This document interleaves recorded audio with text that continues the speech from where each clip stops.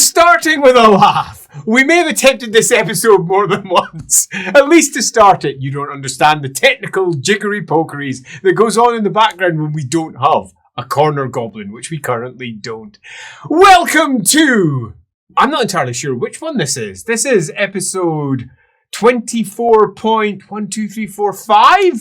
Maybe 6. We'll find out. No, it's 6. Holy molies. Which means there can only be one person sitting over to my side, and that is the absolutely marvellous Sage. Let's see if we can make the episode go a bit more smoothly than the opening. So, we are going to start with good old, super happy, definitely not deeply conflicted and unsure Yume. And we'll begin after the barge has disembarked from the jetty where it was throwing all of the weaponry that you, well, not literally throwing, but definitely bringing out all of the weaponry that had been sent down by the Imperial Court, one presumes, the Reichsguard certainly, to the castle. You then, on the barge, as she's definitely not brooding, make your way over towards the northern side of the Reich. This is the Kaiserfloh. And there, 2 hours worth of waiting as Greta eventually gets to go to the Merchants Guild once you're in. The number of barges that are attempting to dock here are significant, so it's just long queues. The barge fees here, however, cost a lot. So after that, once the Merchants Guild has been done and your cargo has been dropped off on the pier by the stevedores, it's now time to head out to the Reichsport, the great port outside of the city of Altdorf, where all of the warships of the Imperial First Fleet gather. Assuming they're not elsewhere, I don't know, persecuting good-natured pirates. Depending upon how one looks at these things. And it's late evening when Yume, alone in her cabin, is left with her own thoughts one more time. There's a part of her that feels if she didn't leave her room, no one would come. Except for maybe Dumpling, who would knock with food. Nobody cares! At least that's how it feels sometimes. The following morning, after breakfast, only Dumpling came. And it's a good breakfast. She's sitting in her cabin, prepping up for the day, thinking of going out into the city. The city that she knows, you could argue that she loves. It is certainly familiar. Life has already begun to stir throughout the barge. She's not the first to awaken, nor is she the last. And she can hear bickering every once in a while in the background. Somebody else saying something else, someone getting shouted at. Typical. And normally she'd be in with the thick of it. Mm-hmm. But it has been quite the time. There's been long periods in her life where the fox wasn't there. But she didn't realise that there's a difference between the fox not being there and the absence of the fox. Mm. And it doesn't feel like it did before. It now feels like there's an absence. And it's surprisingly lonely. Poor Yume. She misses her family. She's not convinced that she was ever going to admit that to anyone, but she misses her family. She misses, the court officials. She just misses the rigmarole. She misses the structure. Mm. She misses lots of things that previously she had railed against, hated, run away from, punched, generally tried to avoid under any circumstance at all. She may even, pause for a moment, she may even miss her, and just the thought of it sticks at the back of her throat. Uh-huh. And she can feel the shadowy looming at the back of her mind of being escorted everywhere with a disapproving old female face looming down at her. She may even Nope, she can't bring herself to see it. She doesn't miss her at all. Never. Freedom is much more important than the safety of court where everything was safe. Safe. And the fox was still with her.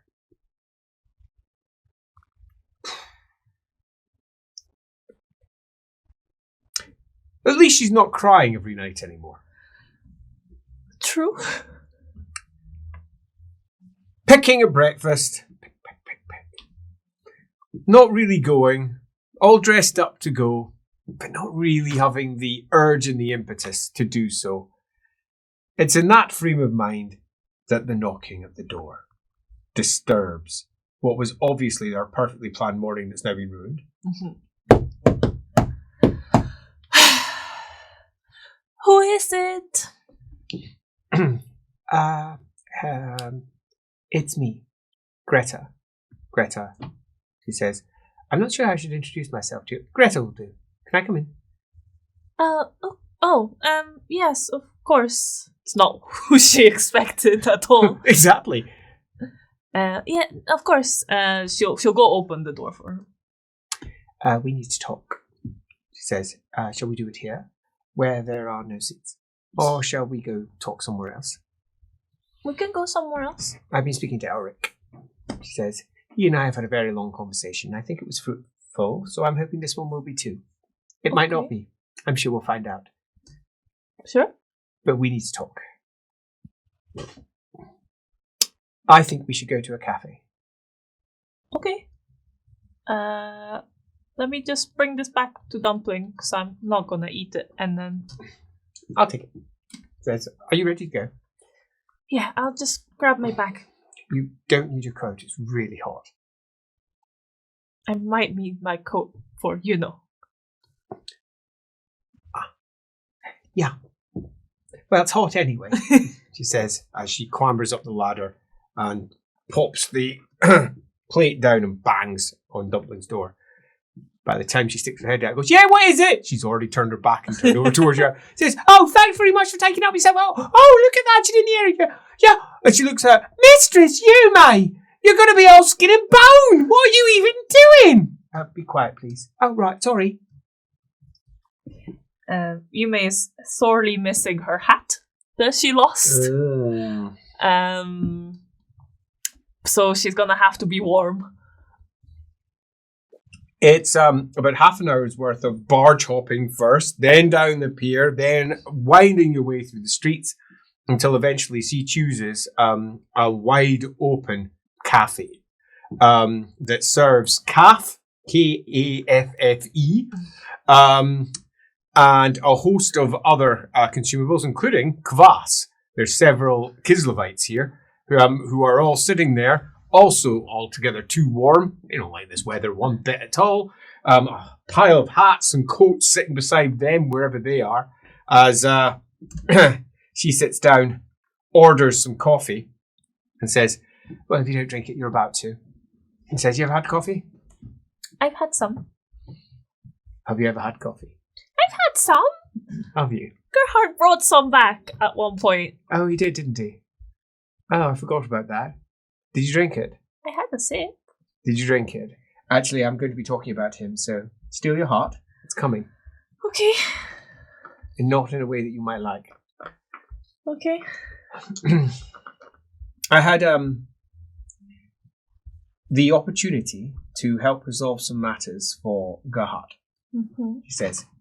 She says, thank you very much. Takes coffee. Coffee's placed down in front of you. It's got a little biscuit beside it. She'll nibble on the biscuit. And some matters that had stood unresolved between him and I are now largely resolved. He is, after all, my brother. I'm glad to hear that. Yeah, well, it meant that I was now in a position to help him resolve a matter that he needed resolved, which is, in this particular instance, his marriage. Oh, I think he did mention that way back when. Yes, well, I don't know how much you know his family, if at all. I know them really rather well. I was living with him for some time. And his grandmother is stubborn. Scary. No, stubborn would be better. He finds her scary, but then he grew up with her. I didn't. I came in later. She adores me. So that means that I don't exactly find her intimidating. I instead find her someone that you don't wish to displease. And as long as you stay on the correct side of her, everything's marvellous. He somehow persuaded her to let him choose his own bride. But he only has, I think, mere weeks left to do so. So I have organised it on his behalf. And it's coming. Mm-hmm. But we refuse to set it all in place unless you agree to it. Because not all of us are blind. Yeah, well, I pretty much said as much when we were out drinking, so... I know. What is there for me to say? Like, I understand. Don't like it. But... You and I both know that marriage means very little. There's a few things that I can say. First, the wife that has been selected and has so far agreed to the nuptial is Lady Marguerite. I imagine you expected this. You're not foolish. And she is also extraordinarily pretty. His eye has been dragged in that direction several times. There was a certain level of eagerness that one can't deny. She, somewhat less eager, but is in a very difficult position just now, and has her back placed firmly against the wall. She's just left with Elric. They're going up to the Amethyst College together. Mm-hmm. Elric and she, I doubt he'll ever like her, but they've resolved a lot of their matters by him not talking to her, but talking to me instead. Sounds like Elric. It does, doesn't it? But I think it was probably the best way to resolve it. My previous life, before I got caught up with all the young frogs, I was a facilitator. I organised business between mercenaries and anyone that wanted to hire mercenaries. And that was not always the nicest of people.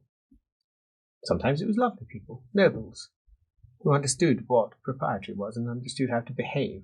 Sometimes it was ogres, and you were on the menu if you did not facilitate matters well. I like to think of Gerhard as somewhere in between. I do like to think of him as somewhere in between. He is difficult and mercurial and prone to taking offence at things that others would not expect him to take offence at. He has many issues that I presume he and his wife are going to have to organise. But part of that deal was not only your acceptance, but they are given a certain level of freedom as well in their relationship. There's nothing saying you could not pursue one with him if you wished. It is just a marriage. But I will be blunt. It is unwise. This is the second part of the conversation. The first part you don't really have any say in. I think we both knew that already. So I thought just being blunt about it was best. Can I know, was this your idea to ask me? Or? Originally mine, absolutely. It wasn't Gerhard's. Yeah, I thought so. But No. I thought I'd check. No, absolutely not. No, if I'm strictly... It may have been my idea, but I was not the one that asked for it. It was Lady Marguerite. She's a good person. Oh, she's done some terrible things by standard morality, but she is a good person. Don't blame her for this. I mean, I didn't like her because I saw the way Gerhard looked at her, not because of anything else. Yes, I understand. I had my heart broken by a huntsman. He looked after our hounds. And he was tall and he was gallant and he ran around with dogs all day training them. And I don't know if you know much about the Tamman warhounds, but well, they're bigger than me in height, that is. At the shoulder, they are terrifying creatures. But I grew up. So to me, I used to ride one when I was younger. A few of the children used to ride the dogs. They are big, sturdy creatures. And I fell in love with them completely. I was certain he was my future, which, if you know anything about my family, you'll understand how ridiculous that was. My sister, unfortunately, found out. Shalgree. That didn't end well for all parties considered. Yeah. Wow. It's almost as bad as how I had my heart broken the first time. Oh, do tell. I fell in love with a boy, a Ranelden. He showed me around when I first started. We were both young and stupid, and we took too many risks, but now I know I had extra advantages that he didn't. Oh dear. And What happened? he hung. Oh no. Yeah. When we were kids. You know, he was my first. So I guess I got some amount of spending time together that Many don't. Yeah, many don't. But I am painfully aware that loved ones don't always stick around. Just so we're clear, the huntsman still works in Tame for my sister. Pretty much her pet. I think that would be the best way to describe him. A pet. And she rather enjoyed rubbing that in my face. And I'm so much older now. 10 years ago, for me. It's still grates, just a little, on my nerves. Because no matter how we grow, no matter how we move from one part of our life to another, we're still the littler people that we once were. Little Greta still trapped up inside me somewhere. But that's my family. I imagine your family wouldn't do that sort of thing. I imagine they just restrict you from pursuing relationships of your preference, like this one, for example. Yeah. Yeah. Yeah, I mean, if I was still with my family, this would have never even been a possibility. Although, I mean, I did find out of my mother, maybe messed around with his dad, but, that was definitely a side thing. I mean, do you think that's real? Do you think that's likely? That's what Gerhard said. That's why we were together so often when we were kids, because she was visiting. It still seems unlikely, though. I met your mother once. She did not strike me as the sort of figure who would ever allow that sort of thing to get in the way of what was considered to be proper. She was very exacting. I think I met your father as well. I didn't say because I wasn't entirely sure if it was him, but I think I met your father as well. Tall, intimidating, small beard, dark, black hair, pulled back, and the sort of stare that would suggest that you might just crumble to dust if he just pushed it a bit harder. That sounds about right. He hired us. I didn't realize it was him. He was wearing robes, disguising himself. But he did little to properly disguise himself because he forgot he was wearing boots. And those boots were expensive. No shabby robe or cloak was ever going to cover the fact that he was clearly from significant wealth. And quite obviously not an Ostermarker. No matter how you may have tried to pretend with I'll admit, a relatively accurate accent. But it was only relatively accurate. But the fact that he was looking for people to escort a group of individuals into the Welsh Mountains. This was 3.5 years ago, I'd say. 4, perhaps? Yeah, 4 years ago. And it was near the end of the year, actually. The snows were coming in and there was a lot of consternation because they didn't really want to take the job, but a lot of money was offered. I only bring it up because you seem very sad of late. Maybe remembering your family might help.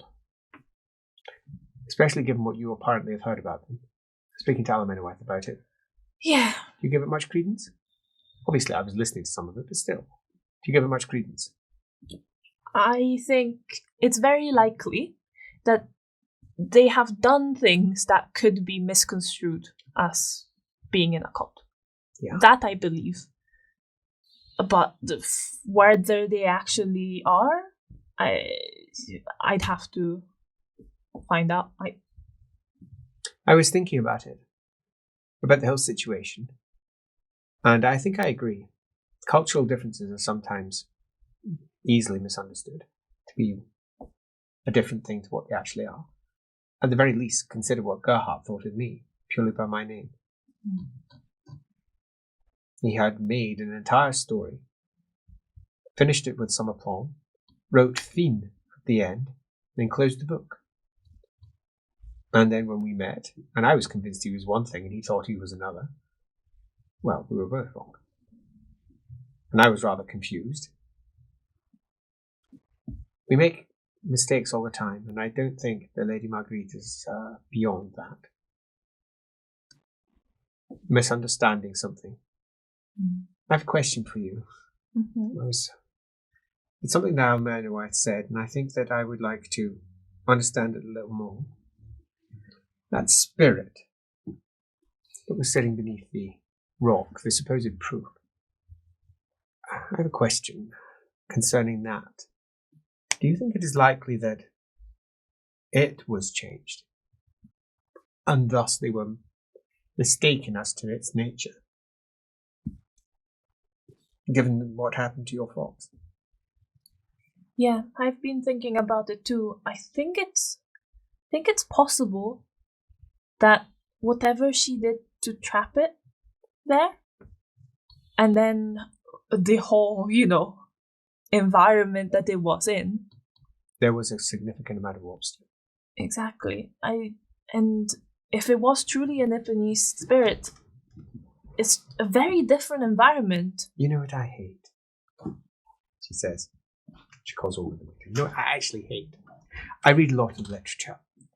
By that I mean Bretonian romances. I like to refer to it as literature. But there's this thing that they do. I refuse to give it a name. Thing. Because it bugs me every single time I encounter it. And they have this moment where one of the knights, or one of the ladies, hears a piece of news, comes to a conclusion, and then as far as they're concerned, that's what it is. And then they drive forward, because these plots are normally simple. They involve betrayals that aren't really betrayals, and then they turn out to be something else, and fey enchantments, and knights being exceedingly heroic, and ladies being very swoonsome. And yes, I know that's not a word, but I do like to think of them as being swoony. And they make assumptions, and they stick with them, and thus the two knights fight, the former friends, now clashing steel as the lightning crashes in the background, where all it took was them talking. That's what yes. All right, I'd like some more coffee, please. Thank you. Thank you. And all they need to do is talk.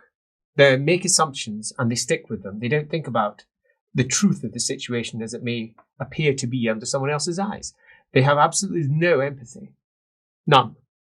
They can't put themselves in someone else's shoes. Reminds me of a certain someone. Well, quite. And I couldn't do my job if I was like that. I couldn't facilitate. I couldn't act as a merchant. I couldn't certainly wheel and deal and do what needs to be done. I would be pretty bad at my job, actually. I'd be a bully, for example, putting forward my perspective and nobody else's. Sometimes you need to put yourself in someone else's shoes and think what they think. And I was attempting to do that for Marguerite, where she is, where Gerhard is, where you are, where your family is right now, assuming that they are in Middenheim, as has been suggested. It does look like a good place to flee to there, particularly if they're convinced that it's the Imperial Court that's working against them, and given what LAWhammer said to me concerning those who were chasing you that had come from the 1st Regiment. It does sound like the Emperor himself was behind it. And that does directly tie straight through to Ubersreich, does it not? And then if we take that one step further, the fact that your family was relatively close to his family. Too many ties, too many coincidences, and as I think we've all said, none of us really believe in coincidence anyway. So it seems likely they're up there. I would just like to say that I don't think you should prejudge them, but I do think you should be careful. I agree. There's a lot they haven't told me, and that I need to know those things, I think, before I can make a judgment. Whether they're willing to tell me them now, I don't know. I also have something else that I think is worth raising with you before you all progress onwards. And this might come across as, I mean, it's not going to be surprising, but it might nevertheless hurt slightly. But I think it has to be said. There is this feeling, I would say amongst, let's just say the barge as a whole, that you are little more than a child. That you have the capacity of coping with the matters that you're facing like a child. They mistake your height, they mistake your difference, they mistake your chosen outward character as representative of what goes on in your mind. Now, I know for a fact that isn't the case, because you let slip what you used to do in Altdorf. You're no child at all. Quite the opposite. Now, you might be inexperienced in certain matters, but I imagine you're very experienced in others. Now, I've met a few of your, let's call them friends. They were cutthroats, thieves of the worst examples, and in one case, an actual butcher. Truly awful people who are your peers. And one would presume that they were often working towards your ends, not their own. Yes, you're no child. Raised by an imperial family to lead? I don't think so. That doesn't mean that you're in a position to lead. Quite the opposite. You're clearly not. Because you're not in a position to lead. You don't even know what position you have. Your heart's broken. And not because of Gerhardt, because of circumstance. But I'm telling you this because you're promoting it. And I don't think you want to. You're hiding behind it, and I don't think you want to hide. You're too used to hiding. Princess Yume. It's a lot easier. Well, of course it is. But what are you going to do when you have to actually confront something? Run? I can't have the same conversation with Adam anyway. She's the exact opposite. By her very nature, she has to hide. Must. It is a prerogative. In fact, I'd go further. It's prescribed. She must. She is as incapable of assaulting something head on as I am of breathing water. You're different. Completely different. I don't know who you are. But I don't think that doesn't mean I can't make judgment, at least on some of it. But you're hiding. Not much is certain. I think when I first met the group, I was pretending to be something I wasn't, something else. And Gerhardt recognized me immediately and outed me to the whole group. And I think... Subtle. I know.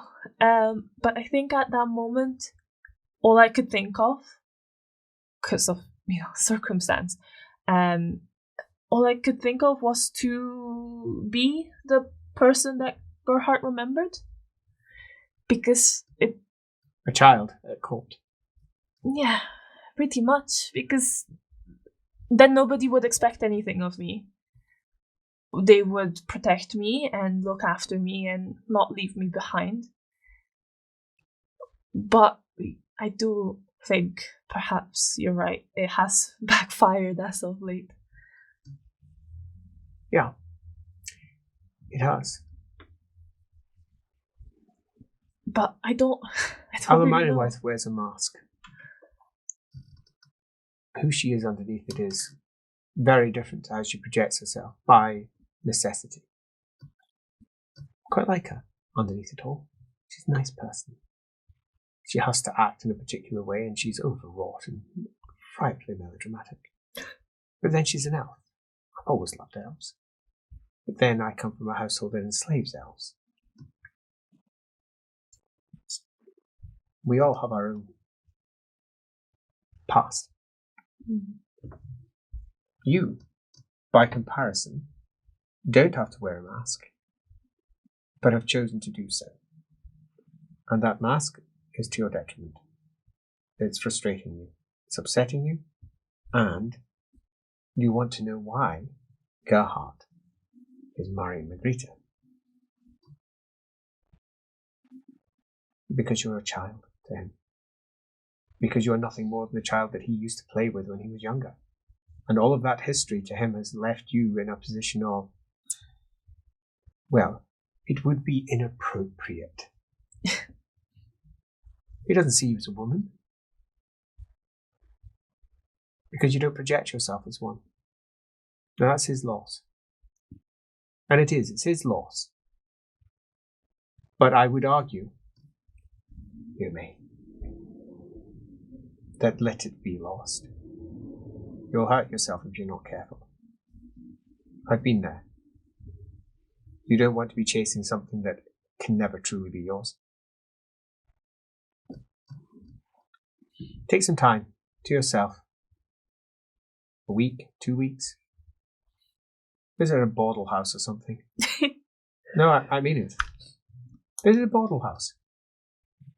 Yeah, they don't really do cat houses up here in the capital. I'd advise the cat house, actually, if we could have it down in the south. One of the priestesses, they would have seen you straight.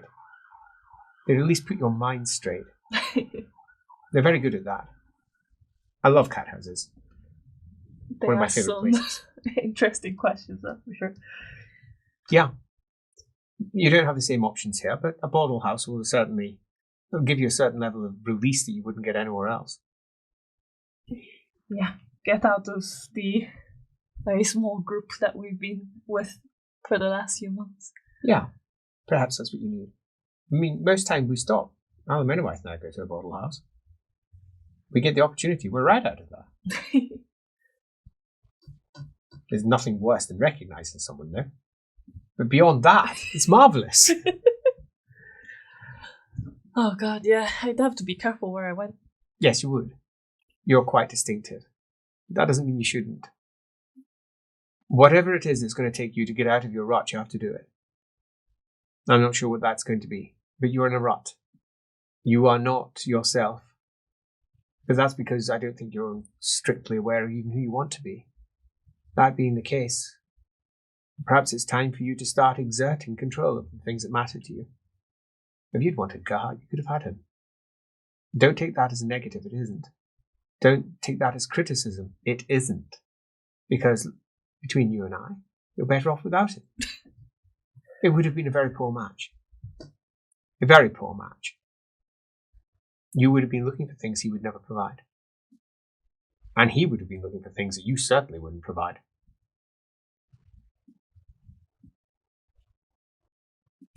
I think the day you see him and Marguerite both in the library, puzzling away over a book, ignoring each other, you'll understand exactly what I mean. Perhaps. They do seem to have a similar thirst for knowledge. Yeah. And I suppose that passion can replace a different sort of passion. We all look for different things in life. I'm married, after all. Very true. To his brother. Who, as far as I remember, is very different. Oh no, they're actually very similar. More similar than I think either of them would like to admit. Very similar. He's going to be a very good Duke. Unlike his brother, he doesn't overthink everything. To the point that he intellectualizes himself out of any understanding or empathy of a particular situation. And then suddenly realizes that possibly he's got the wrong of it and tries to make right of it. You know what he's like. I don't know where to start. Well, you know yourself better than anyone else. I presume. Do You were I? isolated as a child, so you're not going to have any friends that you can draw upon. All the people that you grew up with are not going to be accessible. Your cult, such as it is, was massacred. Hmm. Yes, I know I'm being bleak, but what's the point of pretending anything else? My life has been bleak also. That didn't mean that I stopped. I reinvented myself more than once, and I think you can do the same. I see no reason why you can't just sit down with yourself or with someone else and just be. Perhaps not define you or who you intend to be by the hopes and expectations of someone else. Because, as I think we've now noted, it doesn't give you the outcome you want. Yeah, I think you're right. You want the chocolate cake, please? Do you think that Yume will tuck in and sneakily look at the Kislevites and go, do you think they would miss a hat? You want her hat? I've lost mine. She goes over and she says, "Excuse me, gentlemen." They all look up and they all start smiling. She says, "My good friend over there would like your hat. This one. Now, there are different routes that we could take towards securing the hat. The most obvious route would be to steal it, which would be quite easy because you're all quite drunk." Laughter. "But we all know it's far too warm for hats, don't we? Yes? Do we all accept this?" There's no matter as long as she can have hat. Oh, no, very, very nice. But we would rather just play dice for the hat. Dice? Yes, dice. One of you must have dice. Kislevites always have dice, don't they? One of them pulls out dice. See? She says, "But we are not known for dice." Says, "Yes, but one of you had dice, didn't you?" They are looking at each other. One of them laughs. So, I suggest a simple game. Whoever rolls highest gets the hat. "But I already have hat." He says, "I do not need that hat." He says, "All right, well, you can get a kiss." Clatter go the dice as he rolls a mighty 5 on 2 dice. Okay. And Roll 2 dice. If you roll above 6, you can choose the result on 2 dice. You can choose the result if you spend a fortune point. If you don't, it's a 1. okay. I rolled a 3 total. 3. And she goes, "Oh, really, Yume? I thought..." There is lots of happiness among us. She goes, "Oh, for goodness sake." And she kisses the Kislevite.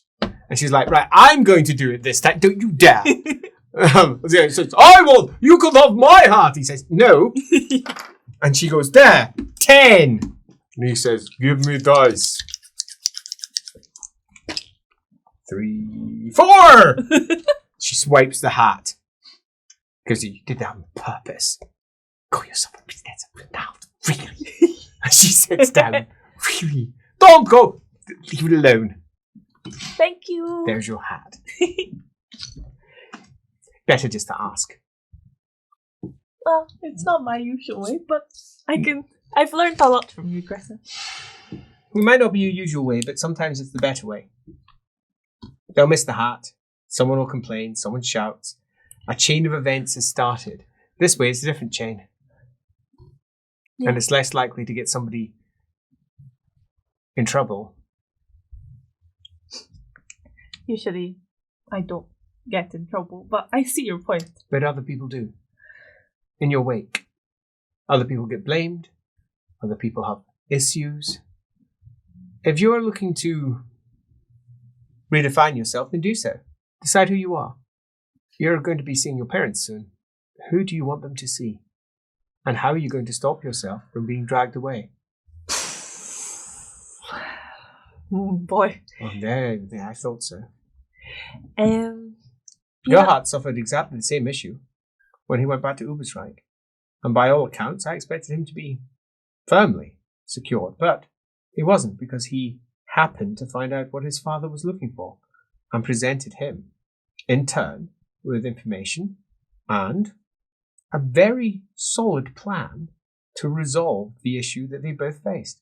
And his father, upon balance, said, yeah, that's fair. Off you go. Good boy. And you know why he let him go? Because he wasn't a boy anymore, he was a man. Now you're in a very different position.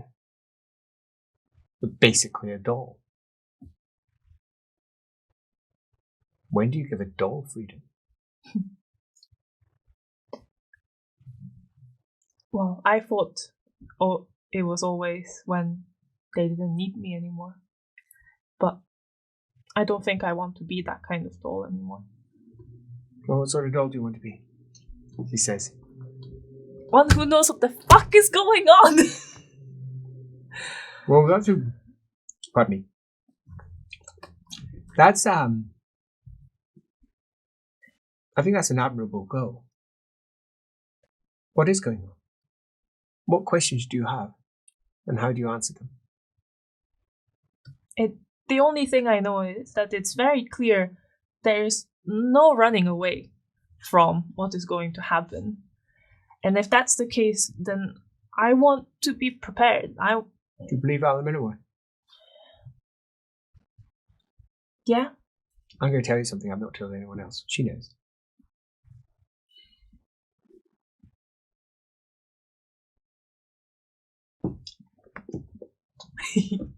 Pardon me.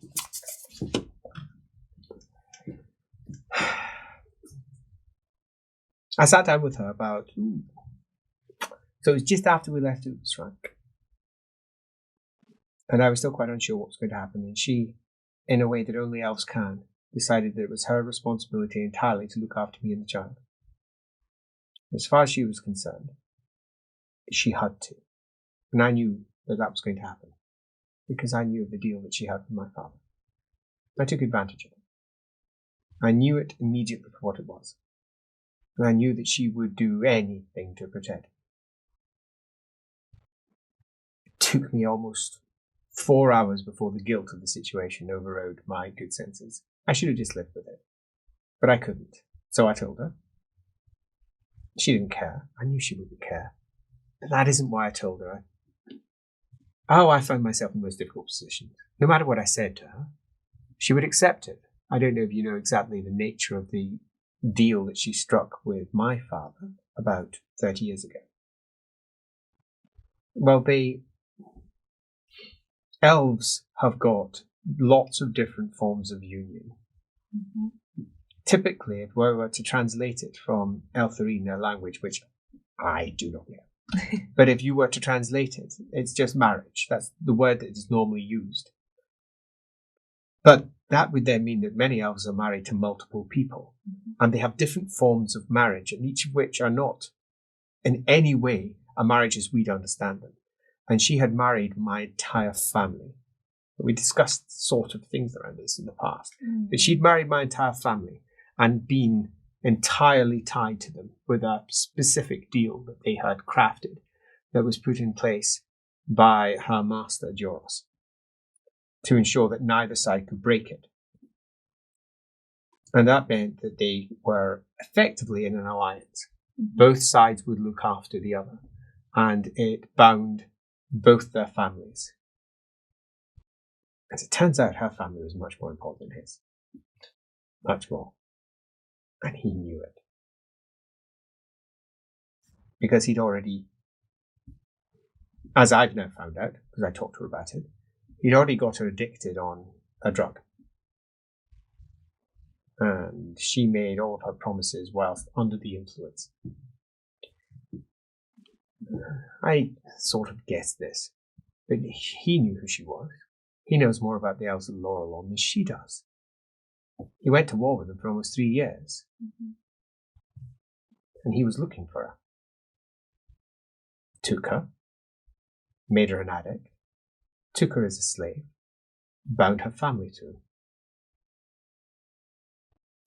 Her master yanked her out of there, dressed her down, sent her off. But she was still an addict. She was still tied to them. As far as she was concerned, it was the best thing that ever happened to her. It wasn't. And I'll admit that when I saw who it was, I realized there was a route out of the problem that I was in up in Ubersreich. Well, Young Castle. And I was in a lot of trouble. I won't go into the details. Let's just say it was pretty bad. And it was all because of him not being him. Gerhard wasn't Gerhard. Some other idiot wearing his bloody face. I was convinced it was him. There's a lot of troubles with my family and bloodlines and issues you just don't need to know about it. But to cut it all down, just so you understand the stakes as I understood them, my father was going to kill my son. And he would. Be under no illusion about the sort of man my father is. He is a manipulative user, yes, but he is also quite adamant that there are certain aspects of life which are acceptable and certain aspects which aren't. And bloodlines to him mean everything. So I had to get out of there fast. I only had a few months before we would be consolidating matters and he would find out the true nature of my son's parentage, which would not be what I thought it was. And I knew LAWhammer was there. So I took that route. I used her. And I felt really guilty. I felt really bad. I felt no better than my father. But I was out. And then she professed undying love forever. That was uncomfortable.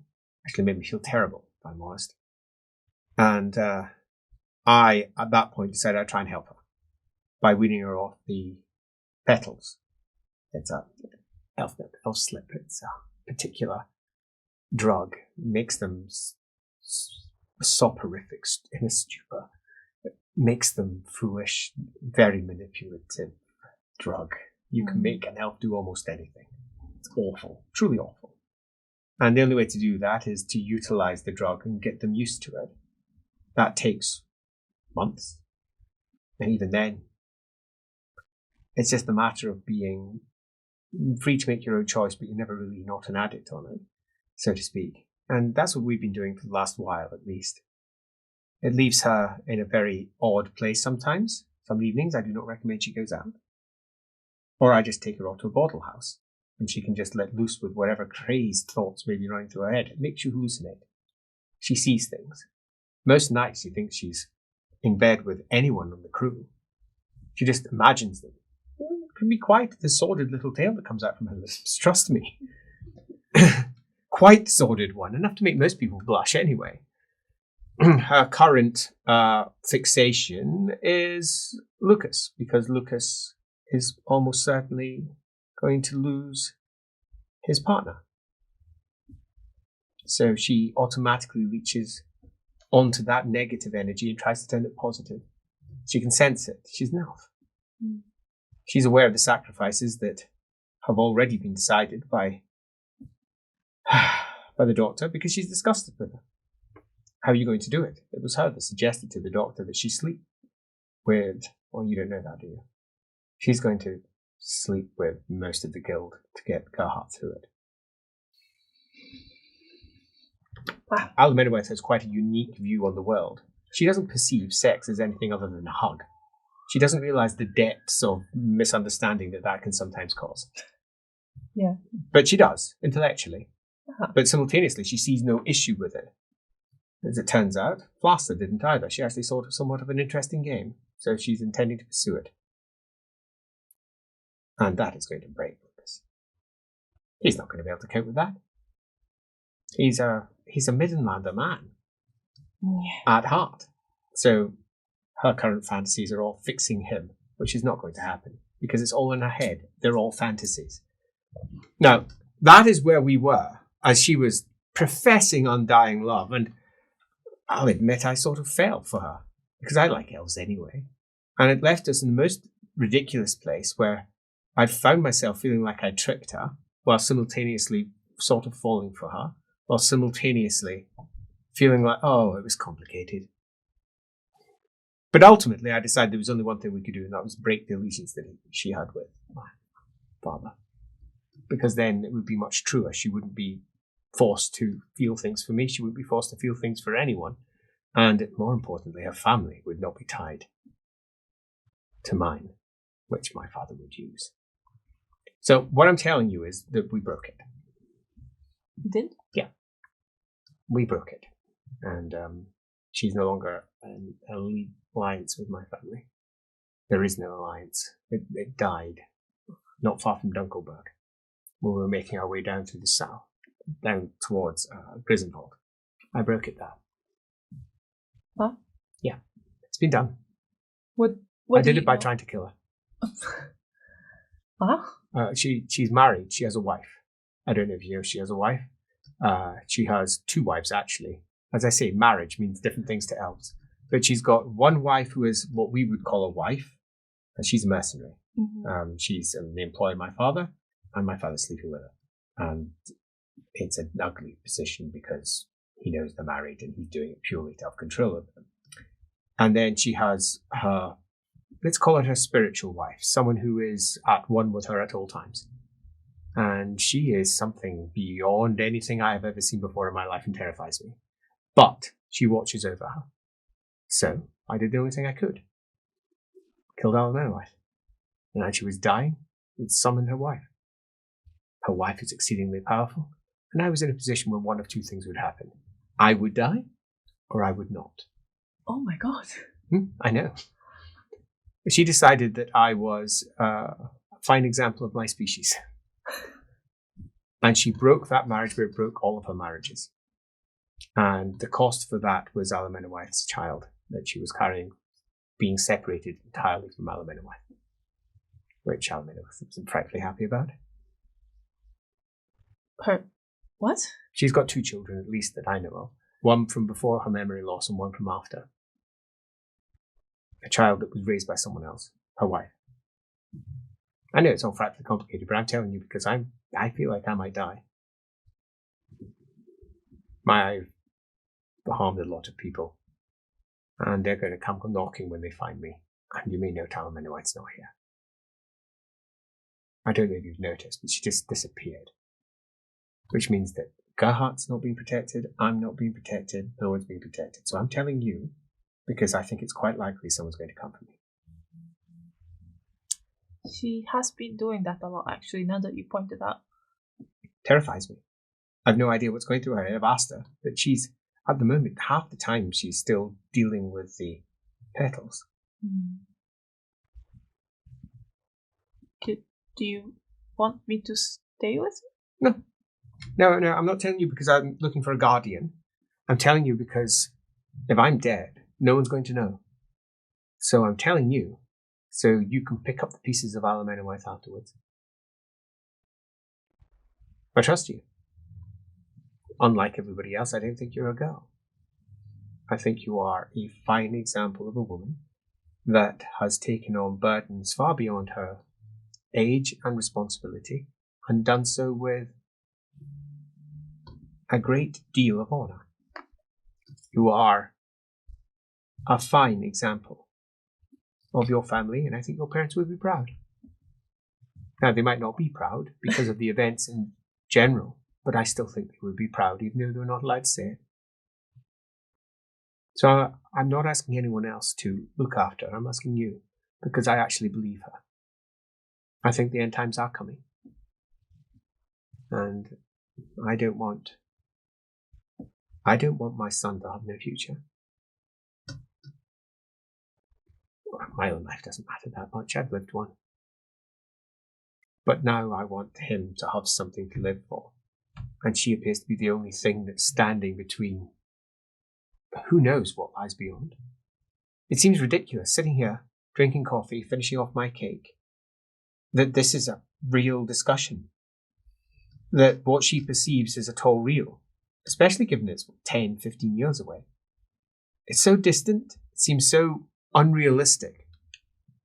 But I believe her. Which means she needs to be looked after until her mind can settle itself down into something that's useful and is not addled by my father. I think she might be mostly free of it now, but even then, I want to give you something back at the barge. I don't want to give you it here. Okay. And it's a responsibility that I don't think you understand how deep it is. But it is also a weapon.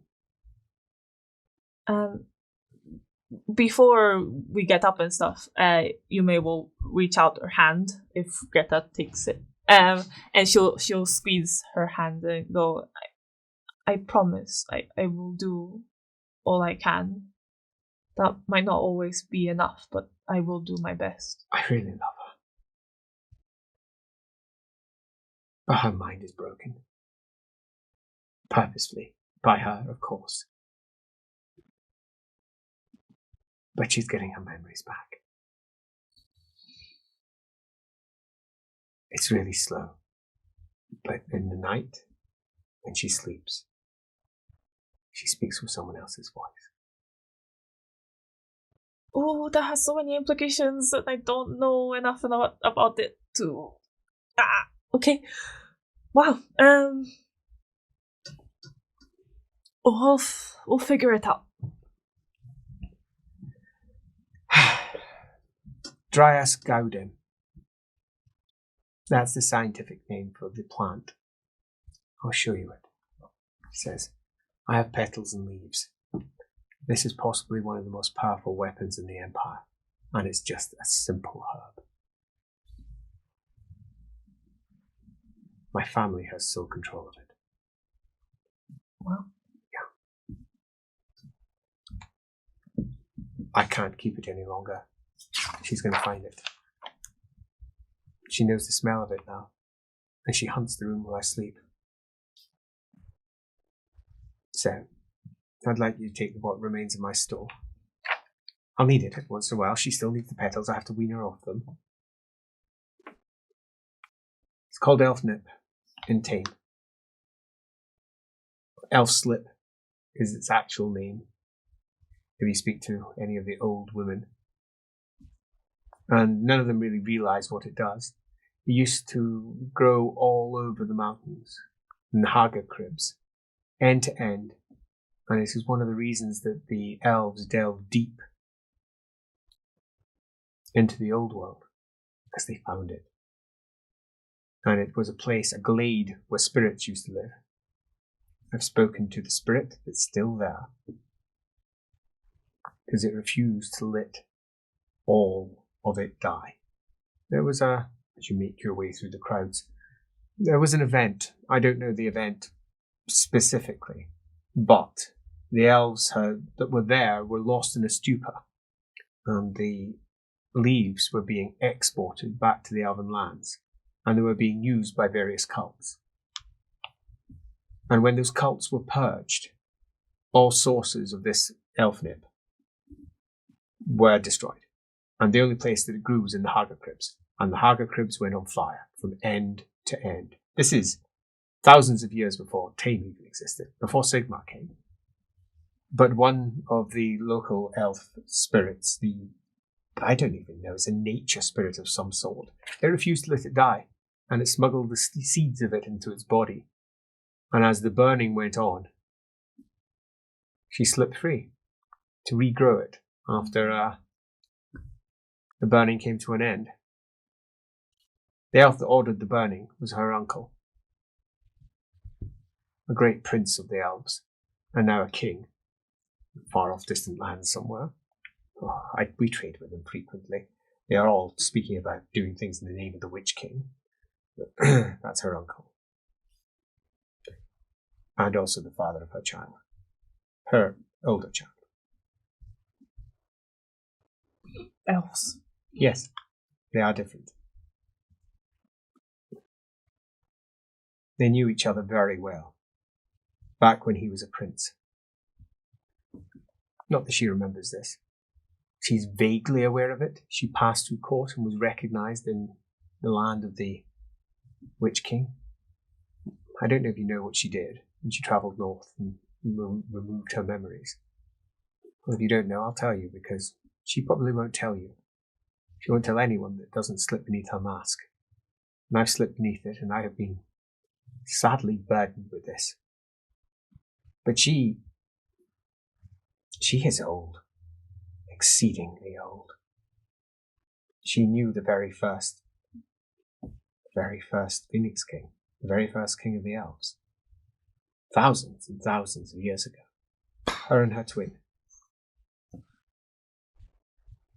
The very first Phoenix King is her grandfather.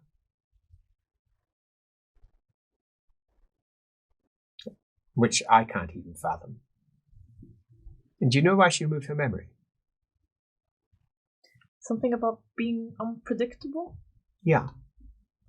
She believes in cause and effect. She was a seer. Everything could be seen, cause and effect.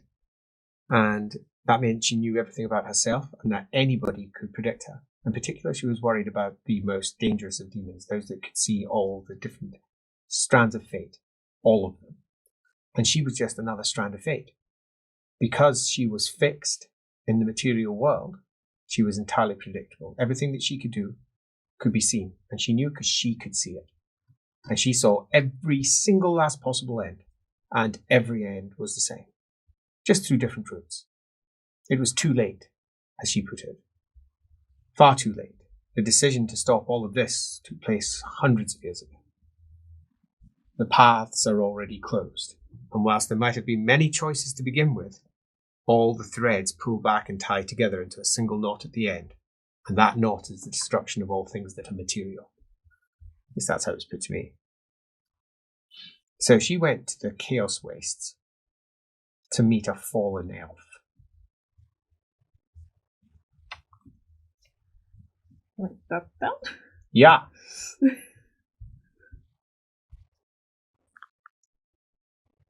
And he removed her memories at the behest of her wife, who she chose. Her wife married her as the cost. Alan had to marry her to get what she wanted. Her wife was the only one that could take her away from her god, because she was effectively her god here. I don't understand it, but I've met her wife and I understand that she's extraordinary. But she was effectively a god. And she took the god out of her. Somehow. And left her just a broken version of what she once was. And then erased all of her memories through use of this elf in the waste somewhere. And then the pair of them went all the way down to the southern wastes. Because there are two great chaos wastes in the world, not just the northern pole, but the southern also. For reasons I don't understand. And then dragged her from there in a ship up to here and dropped her off with Joros, whom you may have heard her mention as her master.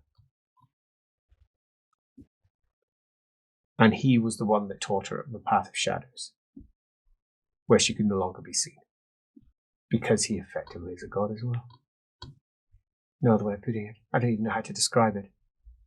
And he's a sad, broken individual. It's horrendous. Now we're at the barge. I feel like I've been lumbered with this. This ancient elf, with a fate beyond anything I can even fathom. But I don't want to say she's a child. That's not correct. I think given our earlier conversation would be deeply inappropriate. But in comparison to what she was, she's nothing. She's like a grain of sand before a desert. And before she was everything. To have diminished herself so, I have no fathom at all to understand it. I just can't get my mind around it. It seems ridiculous. But it also speaks to her character. For all, she's probably got a completely different one. That's what terrifies me in the night. I don't want to hear her speak. I can't understand what she's saying. It's an elfery. But it's not her voice. And it terrifies her more than anything else, because then if this other one comes, she's predictable. So that can't be allowed to happen. Just can't. And you think that giving, like, obviously I don't want her, on drugs and stuff, but like, do you think it's because she has more control over her mind that it's coming back, or it's just a separate? I don't actually know. It has been something that is preying upon my heart now for weeks. Am I causing this, or am I stopping it? I don't know which, and there is no way to know. We'll just have to keep an eye on it. Yeah. Stay here, I'll go get there. And then she comes back. Leather. She unrolls. From the inside, about 100 petals, all white, Just looking like little petals. They're not dried, they're just soft, sitting there and about, who knows, lots of leaves. They crunch slightly. They've got an oily, waxy feel, the sort that if you push too far would break rather than bend. They're quite evergreen-esque in terms of their quality. Waxy. These are dangerous. Really dangerous. You can't find them anywhere in the world except for tame, that we know of anyway. Elves will kill for these. They will kill. If they become aware that you've got them, or anyone's got them, they will murder for them.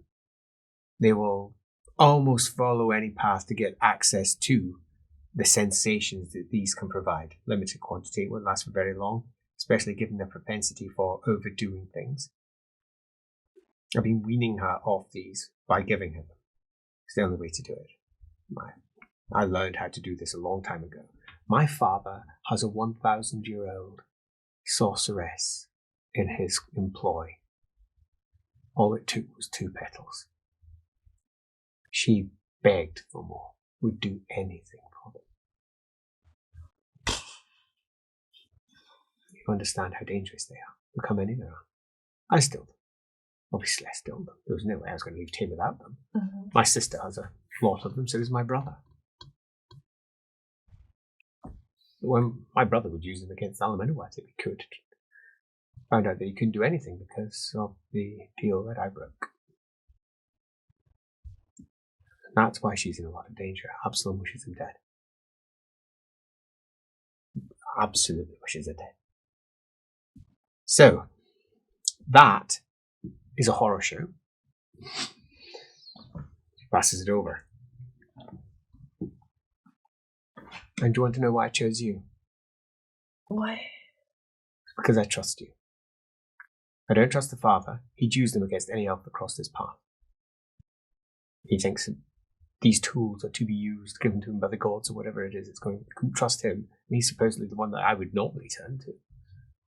Elric? No. Alamanowat? Definitely not. She'd just roll herself around in them until they were all gone. You put that on her face, one of them, it'll just absorb. It becomes at one with her, so to speak. And she'll be gone for a few hours. Who knows what she sees? They're dangerous. Yeah. Well, yeah, okay. She now refuses them, though. I can lift one up before her, and she won't immediately go for it. That's progress. You know, it's slow progress. I was hoping for a bit more by now.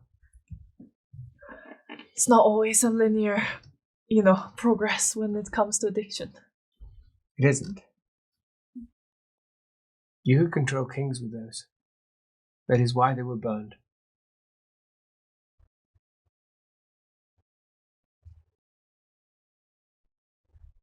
I once asked, when she was in the deepest stupor, why she thought her master hadn't destroyed them when she found out what had happened to her.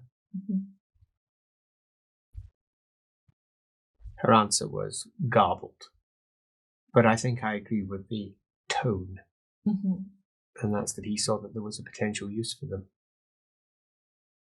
which delighted her, because her master doesn't care if the world ends. He's lost hope, or at least he had lost hope. She's been wheedling away at him for the last 50 years, trying to poke him back into some form of activity. But apparently it succeeded. I knew him when I was a child. He used to... we have a barracks down in Visenland where she used to live with her wife, who's now 50. Funny thought. Other wife. Several wives. And I used to go down there most summers. And I saw him. He used to have his own little tower that was built for him. He sat at the top of it, typically naked, bathing in the sun or the rain or whatever else it was, drinking wine or watered down wine if it happened to be raining that night. Literally doing nothing. Just waiting for the world to end. Needy once said that as I crept up there. What are you doing? Just waiting for the world to end. So melodramatic. Yeah. But now apparently he's a gnome, pretending to be someone else. actively getting involved with things and utterly unseeable by any who can see the future. So who knows what potential good or bad he could do. Awakening him isn't necessarily a good thing. So I'm entrusting these with you. Dryas Gaudum. How often will you need access to them? Oh, I'll keep a small store myself. Okay. So I probably won't need them for at least 2 weeks, I'd say. Okay. If she finds the ones I've got, I'll probably come in and say she's found them. She will. She's got the scent of them now. I hear her creeping around looking for them while I'm sleeping. I'll be careful. Yeah. This isn't given lightly. Thank you. I'm right to trust you, though, aren't I? Of course. Yeah. It's because you're reliable. Now, take some of that awareness, use it.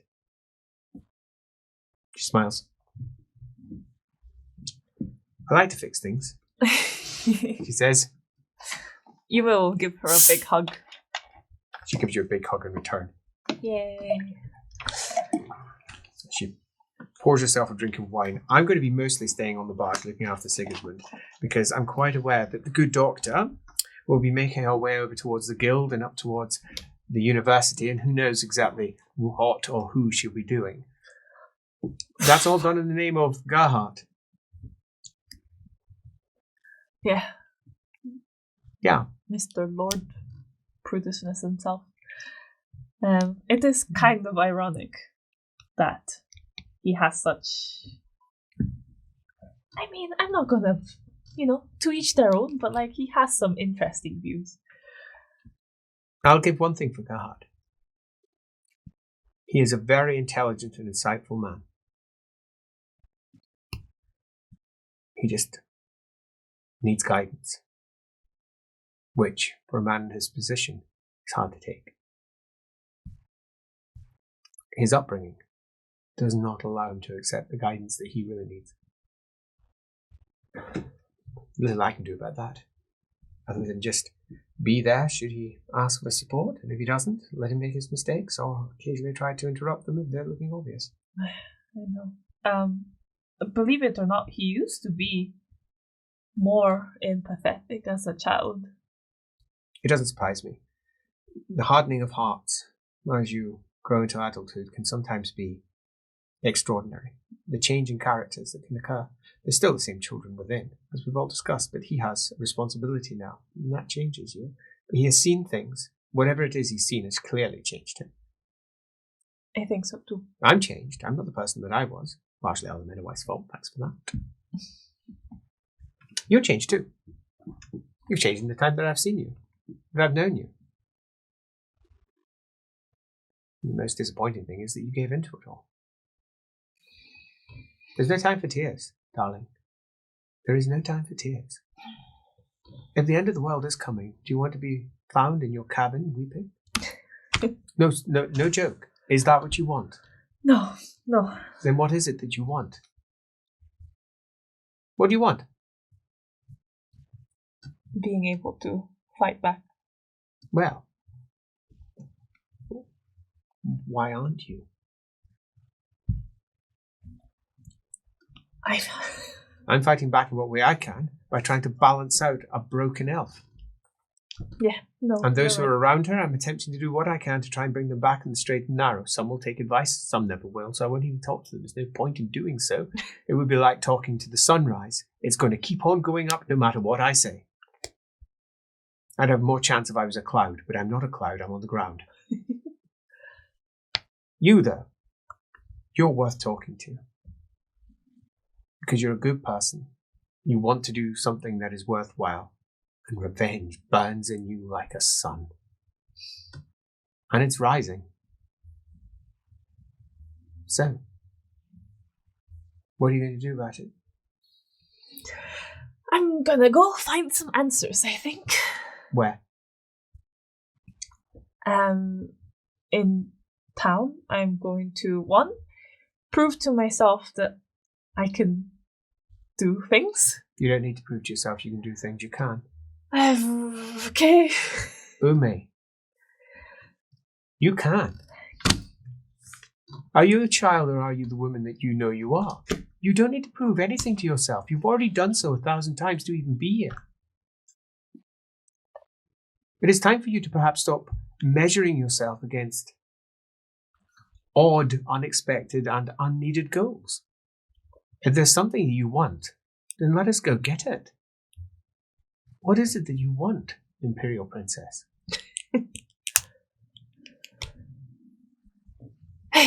Other than wine. I don't know. I know. I feel like I need. And actually, that reminds me, I do need to do one more thing before I leave. But yes. Where are you going? I'm not going to let you go till I know. I think I will take your advice of finding a good gambling house and other entertainment. Why? Because I need to get a shock to my system. Be back on familiar ground. Remember Why? who I was. Because I feel like I've lost that. Are any of those things you? Who are you? I don't know, Greta. Well, that's why I'm asking. Because the only person that can decide is you. You don't rely upon a fox to determine who you are, or some alien god that's chosen you for one reason or another. I'll tell you now, something that my father told me when I was just 6. Just 6. One of the very first lessons to me. My father's many things, but he is definitely wise. The most dark and brooding fashion, perhaps, but he's definitely wise. Never trust someone blessed by the gods, because they're lost and damned. Their decisions are no longer their own. They think that they walk in some footsteps of extraordinary power, but they don't. They just enact fixed patterns that are beyond their control. And it is rare to find someone who is themselves. He won't have any truck with any that are blessed inside his cities, or his castles, or indeed his armies. Turns them aside and he takes in wizards and witches. Sorceresses. They are reliable. That's one way to put it. Well, that's his way to put it. I'm not saying that it is true, but I'm saying if you want to make a decision for yourself, don't turn to the gods. The gods don't care about us. The gods are the gods. They care about themselves and whatever it is that they're doing. I know I certainly will never figure it out. I know I certainly won't try. I didn't fall in love with someone who was part god. I fell in love with someone who dismissed the gods and broke them out of her. In fact, learning that was something that I'll admit was pretty impressive, actually. Actually impressive. It takes extraordinary willpower to turn your back on that.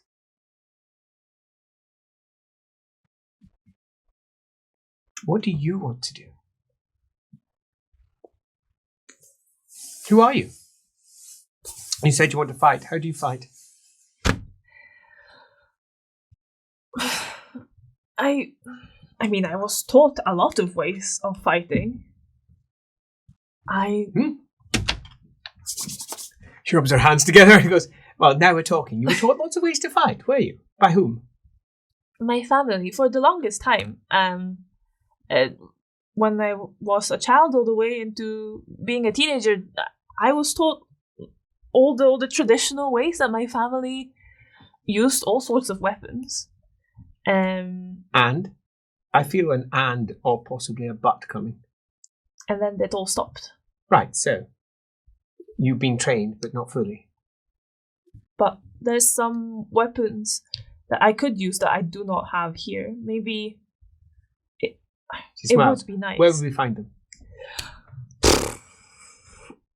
Any idea where we would find Nipponese weapons in Aldorf? No, but I could find them in Carberg. It's not too far away. 2 days. Yeah. I can't stay here. Well, we could go on a trip. Alaminowite's not here. I need to keep moving. There's going to be people scrying for me right now. My father is probably pursuing me right now.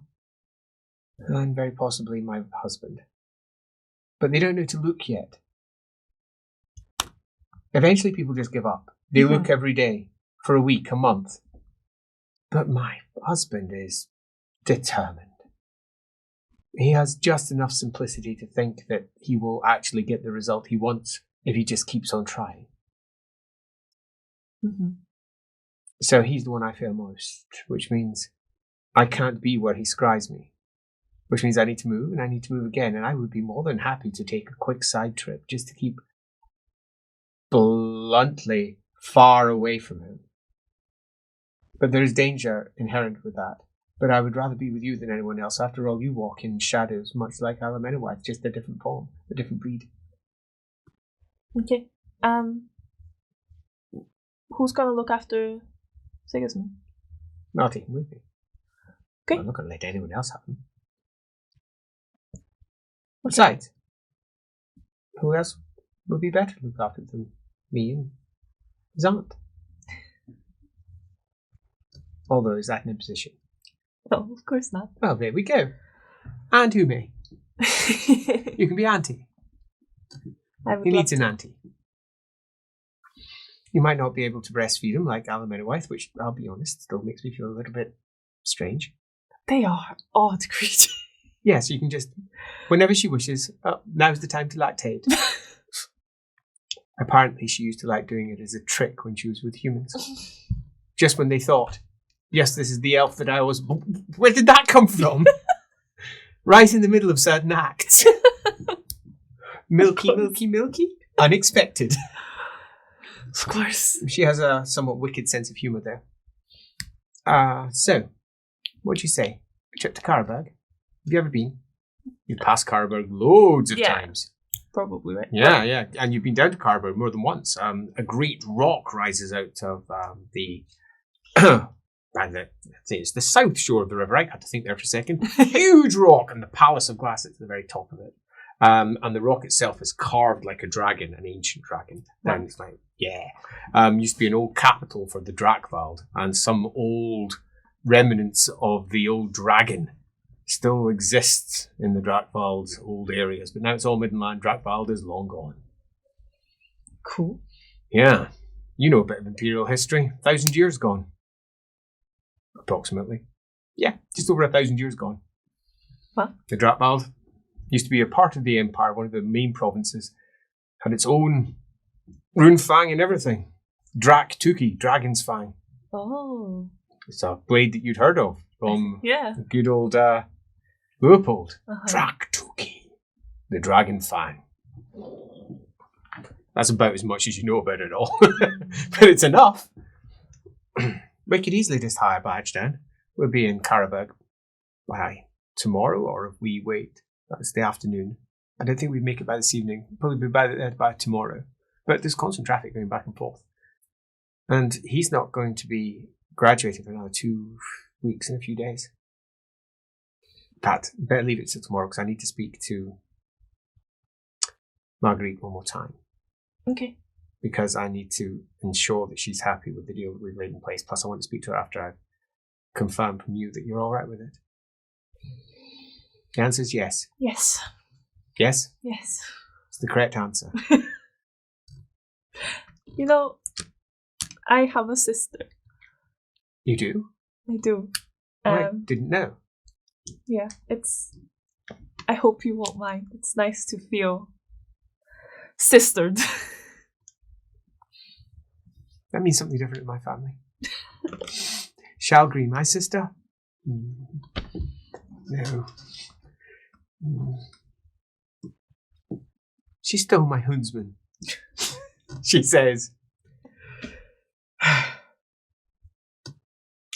The next day, assuming you decide to go down to Carberg. Yes.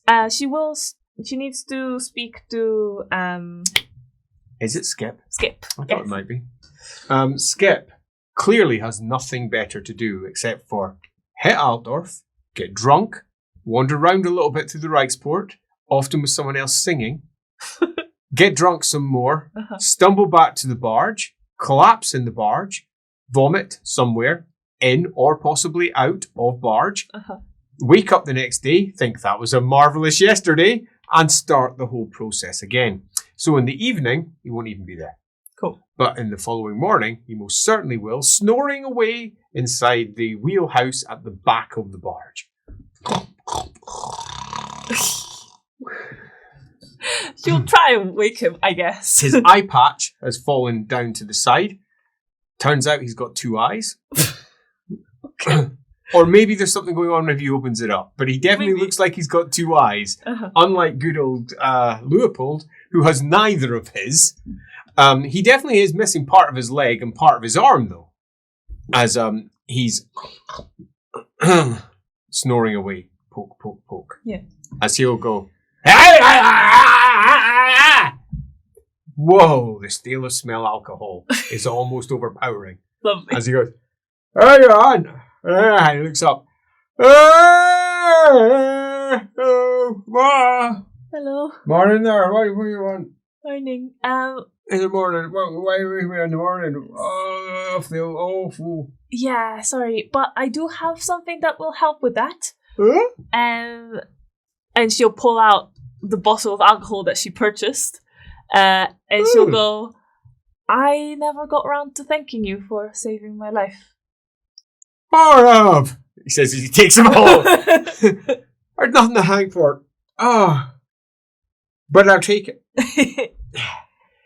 And perhaps... You remind me of my 3rd daughter. Yeah? She used to give me drink too. Okay.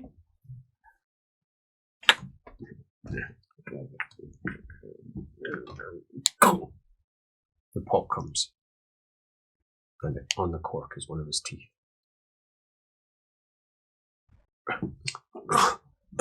Where's my good tooth? Gug. I'll be ready for the next time. Oh. Gonna have to go to the barber. Yeah. Well, yeah. And perhaps I'm gonna be away for Cheers, a few days, but perhaps you could teach me how to float next time. Less likely to die from drowning. First, you have to take off all your clothes. He says, because they weigh you down. I'm not even joking. But what if I fall in? Swimming is not for the lords and the ladies. Well, I'm not a lord or a lady, so...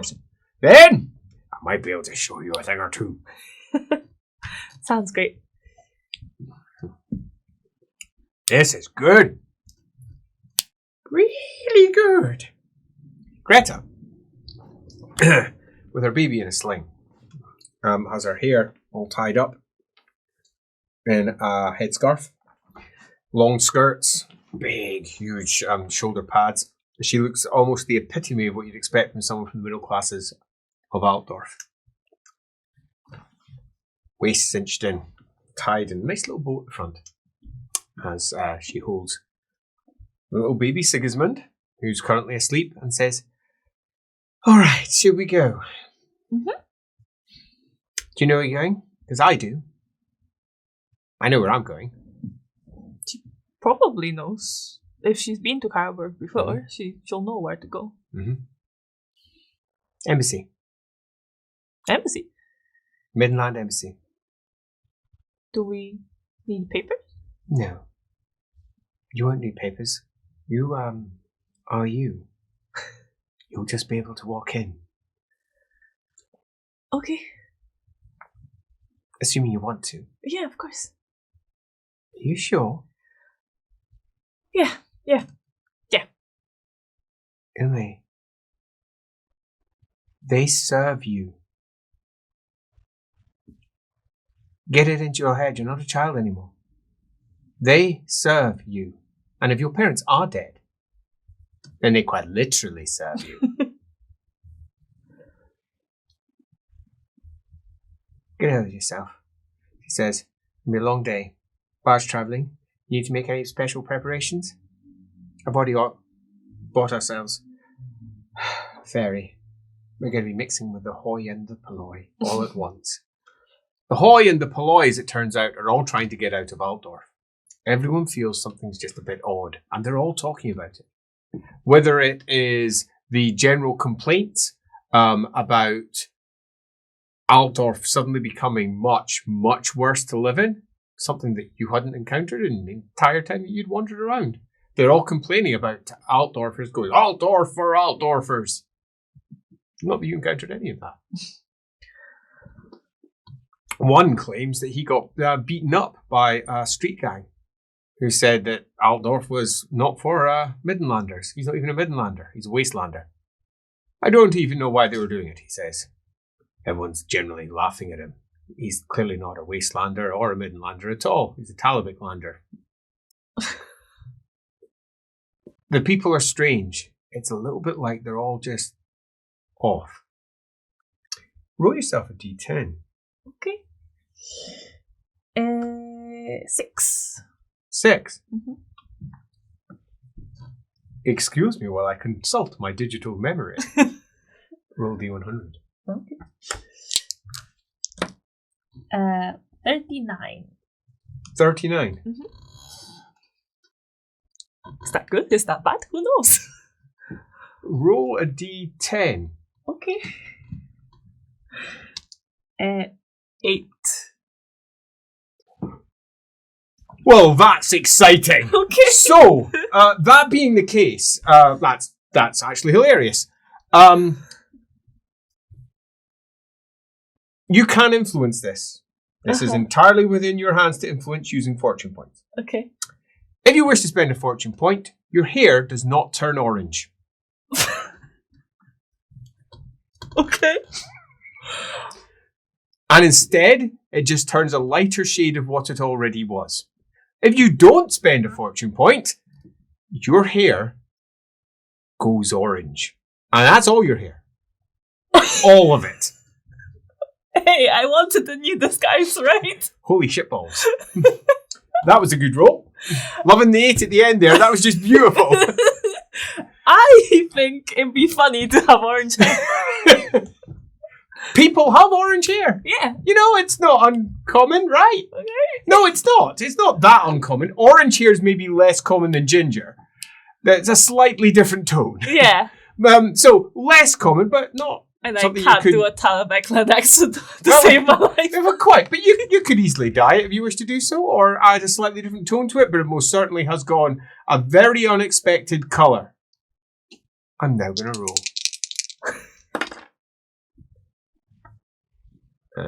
Nothing.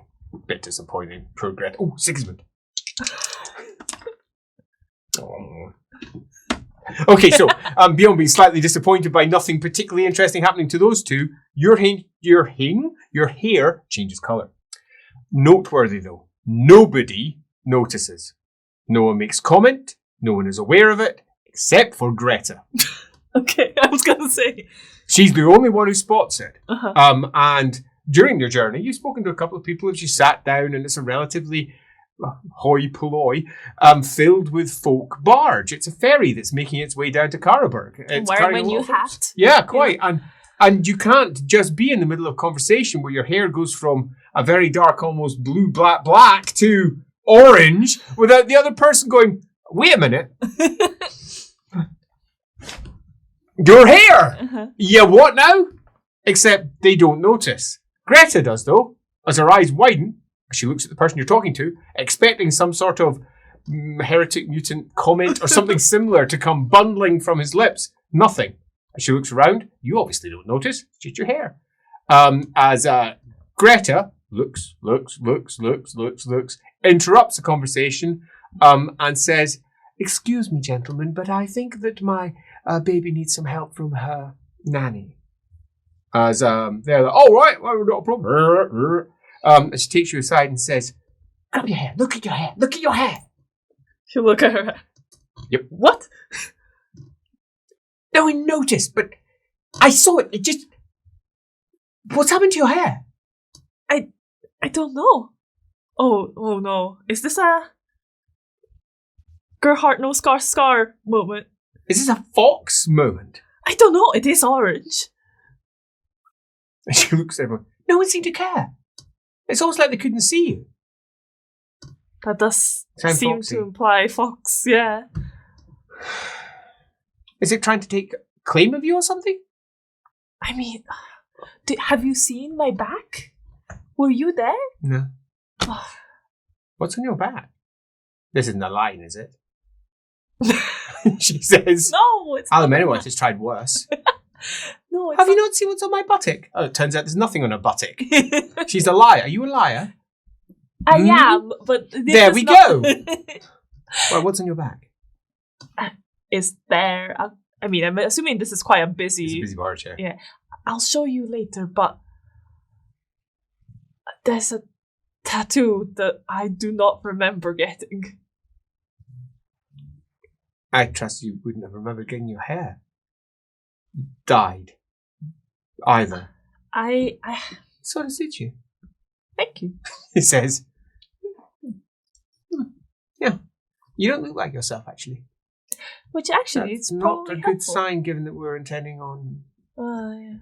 Well, this is going to make things more difficult, isn't it? Because if they haven't seen you for half a year or something, they're not going to believe it's you. Well, but Is there any way of proving yourself?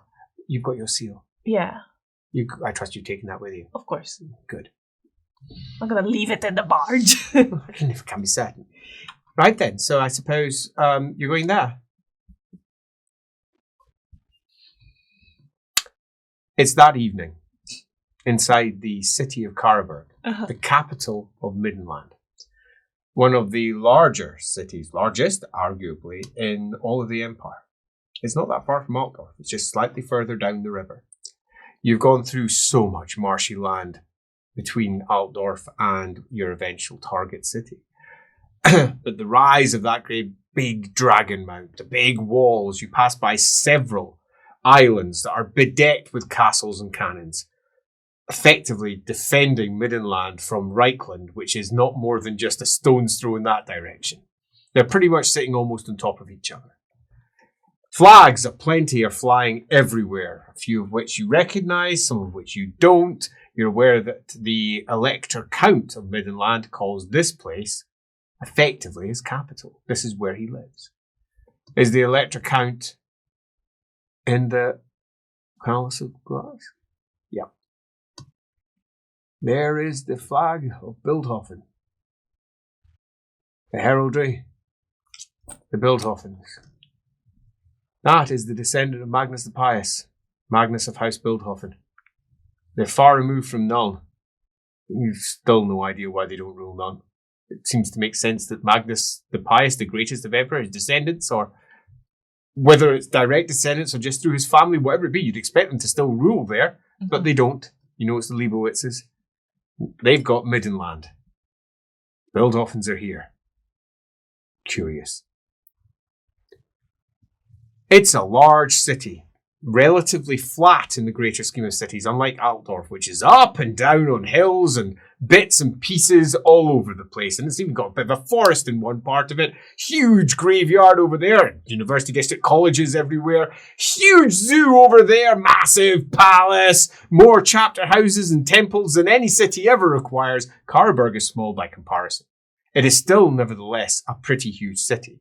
Neither of which are as big as Marienburg, that you know is much further down the Reich, right on the mouth into the sea, the biggest city in the old world here.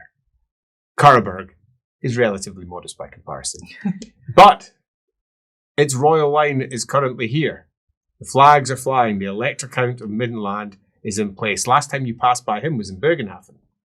He was doing some sort of jousting thing with the local Saponateam families.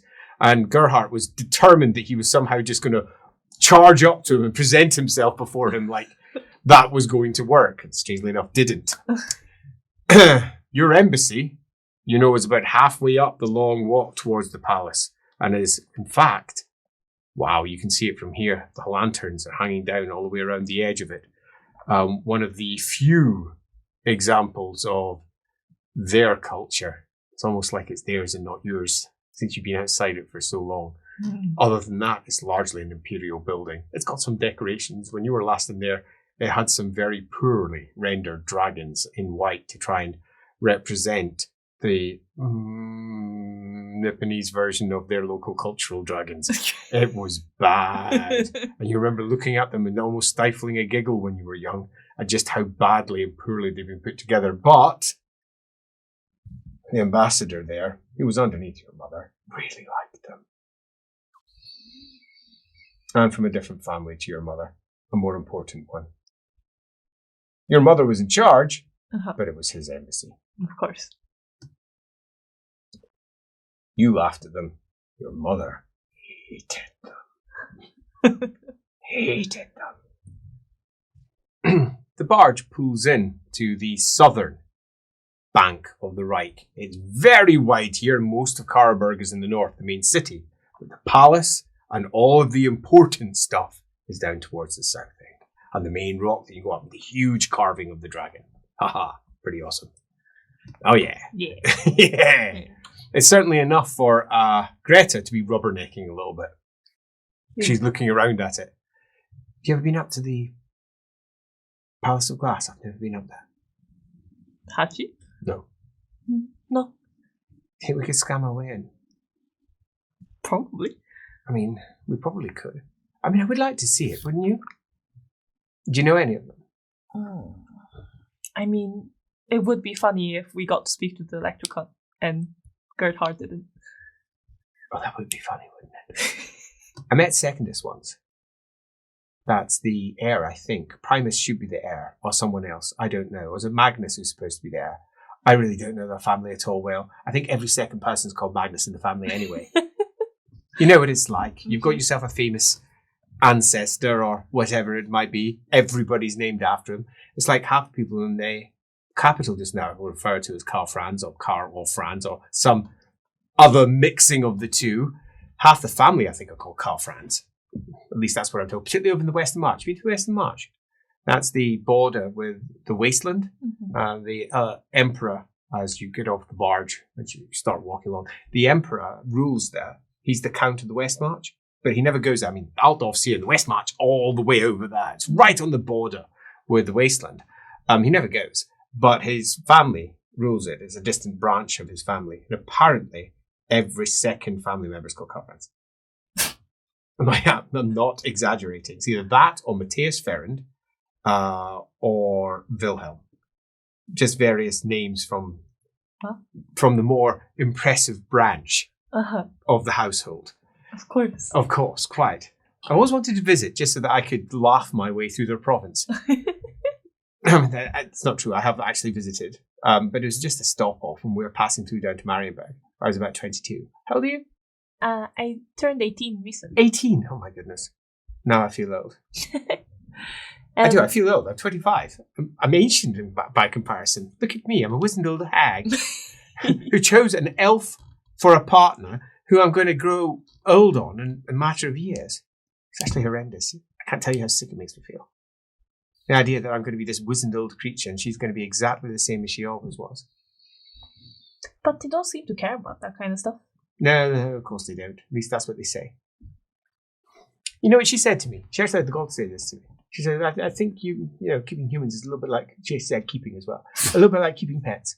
It's like, you said, so you shouldn't feel bad about getting old. I was like, why? Well, if you had a very old dog or a very old cat, wouldn't you feel, if anything, more love for it until eventually it passed away? Gee, thanks. That was romantic. My heart, it went so pitter-patter. The romance was quite beyond anything that... The worst thing is, I've been thinking about that now for weeks. And it does feel right. I don't like the idea of being my pet name for her is Pet because of that. But it's mostly because of the petals. But Pet, I can't believe I'm telling you this. Let's just move on. Well, I'll tell you something to move on the conversation. Did you know that we have dragons in Nippon? Or, well, it's rumored. I haven't seen one. But I suppose I hadn't thought about it, but I suppose you would. I mean, aren't they everywhere? Yeah, well, we have a few, especially in the sea. We have like traditions to give offerings and things to thank them for looking after. Oh, they look after things. Well, I don't know if they actually do, but the superstition is that we should keep them happy by offering them things, and they just swim around. Oh, how lovely! She says, "How?" Perception test.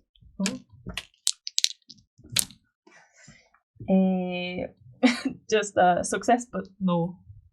Nope, you don't spot anything. Cool. Neither does she. Great.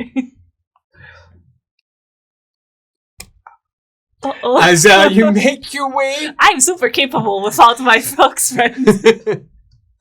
As you make your way through the streets, you're not quite sure where you're going, but you know where you need to be. And that's onto the main spine that leads up the back. And you know that if you get there, you can just make your way up. You know there's a host of temples on the way up.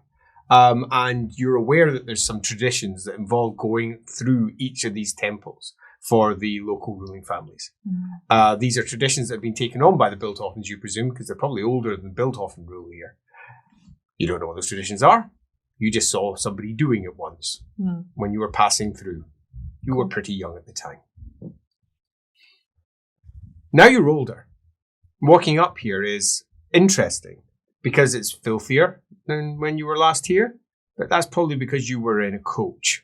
And you never really had to deal with the horrific dirtiness of the streets, the large piles of crap that are just lying around from the various animals that are used for either conveyance or food or whatever else as the cluck, cluck, cluck of a chicken goes by. A snortle of a pig over there. So it's dirty. The people are cloying and thick through the streets and you have to push through them, which isn't at all your memory of what it was like in this part of Carberg. If anything, everyone was sort of shining and clean and shimmery. And yeah, you really lived somewhat secluded from the rest of the world, didn't you? Yep. But the realization of this as you're pushing through and have to hold on to a purse string as you feel someone tug it, but you were already on that one. Pushing towards, eventually, oh man, it's over half a mile away. Uphill the whole way too. It's quite the climb. A lot of rubbernecking involved. You do pass several temples, many of which do look pristine in comparison to the high tenements that lie on either side. As the tenements work down in rows off the back of the dragon, some of the higher buildings have got many floors. One of the ones you pass as you see the road curving down from it has at least 10 to maybe 15 floors stacked up with it. Quite impressive. Yeah. Although it looks like it's only got about 4 or 5 floors when you're making your way up the main spine itself. It's just the buildings go tumbling down the back. There's quite a lot of rubbernecking also coming from Greta. You pass by a huge temple to Myrmidia, goddess of strategy and warfare. There is a tall statue sitting on the outside of Myrmidia holding a spear like so to the side, and she is completely naked. You have no recollection of ever seeing that. What's in there? She's strictly not naked. She's got a helmet with a big crest on it, and she's standing like so with her legs quite apart. There are sitting in front of it, turned away from it, a bunch of flagellants, flagellating their back with flails, with signs sitting out the front saying the end has come. Burn the witches. Topple the statue. Topple. T-O-P-P-L. It's close. Close. With a priest walking backwards and forwards, decrying the statue and all of the evil that it represented. There's a group of 5 knights in armour, presumably Templars, watching on from about 20 feet away, just waiting for any of them to cross into temple ground. You can see one of them's almost like, come on, just a bit further. And they're protesting away on the outside. What? Can't have a nude statue. The sin! The sin! It's bloody ridiculous, isn't it? Like Sigmarites decide what's right and what's wrong. And who knew Sigmar was such a prude? You know, I did wonder about that. Not that long ago, actually. I had a conversation with my brother about it. Apparently, he can have conversations. Wow. And he was of the opinion that he wouldn't have stood for it. And I was like, you do realize he's some sort of barbarian king. God King Sigmar, barbarian king. I don't think he'd have had much problem with nudity in general. Unless, of course, you think that the idea of a nude woman's a bad thing. And I just looked at him. Or do you prefer nude men? Oh, he got himself into quite a flummox about it all. What an idiot. If my father had been there, he'd almost certainly have hit me. That's why I said it, because my father was there. Your family. My family, just like any other family, really. Just more murderous. Yeah, just a tiny bit. Oh, my wife was there when he became Duke. She told me about it. He murdered everyone. His whole family. Every single last one of them. So there's no... He wasn't even there. His older brothers were twins. Wow. Killed them. Yeah, that's before I was born. Which was, when she told me, a thing. Before I was even born. 10 years. 5 years before I was born. He was married to a different woman at that point, my father was. It's really strange to think she was there, looking exactly the same. Yeah, I know. And there it is, up at 8. Oh yeah, that's definitely not like your embassy back in Altdorf, which is this interesting merging of Nipponese sensibilities, but with imperial styling so that it can, to a degree, blend in. But it is clearly a Nipponese building. This is an imperial building, which has had some lanterns hung from it and some really bad art attached on the outside. The guards, however, yeah, they're Nipponese. You almost feel a bit sick. I know. As Greta smiles. Has it hit yet? She says. It's starting to. Yeah. So, it's a good question, really, isn't it? And she moves the baby over so that he can breastfeed better. Strokes him by his ear and says, "Sure, this is what you want? Because if this is what you want, you're going to have to take it.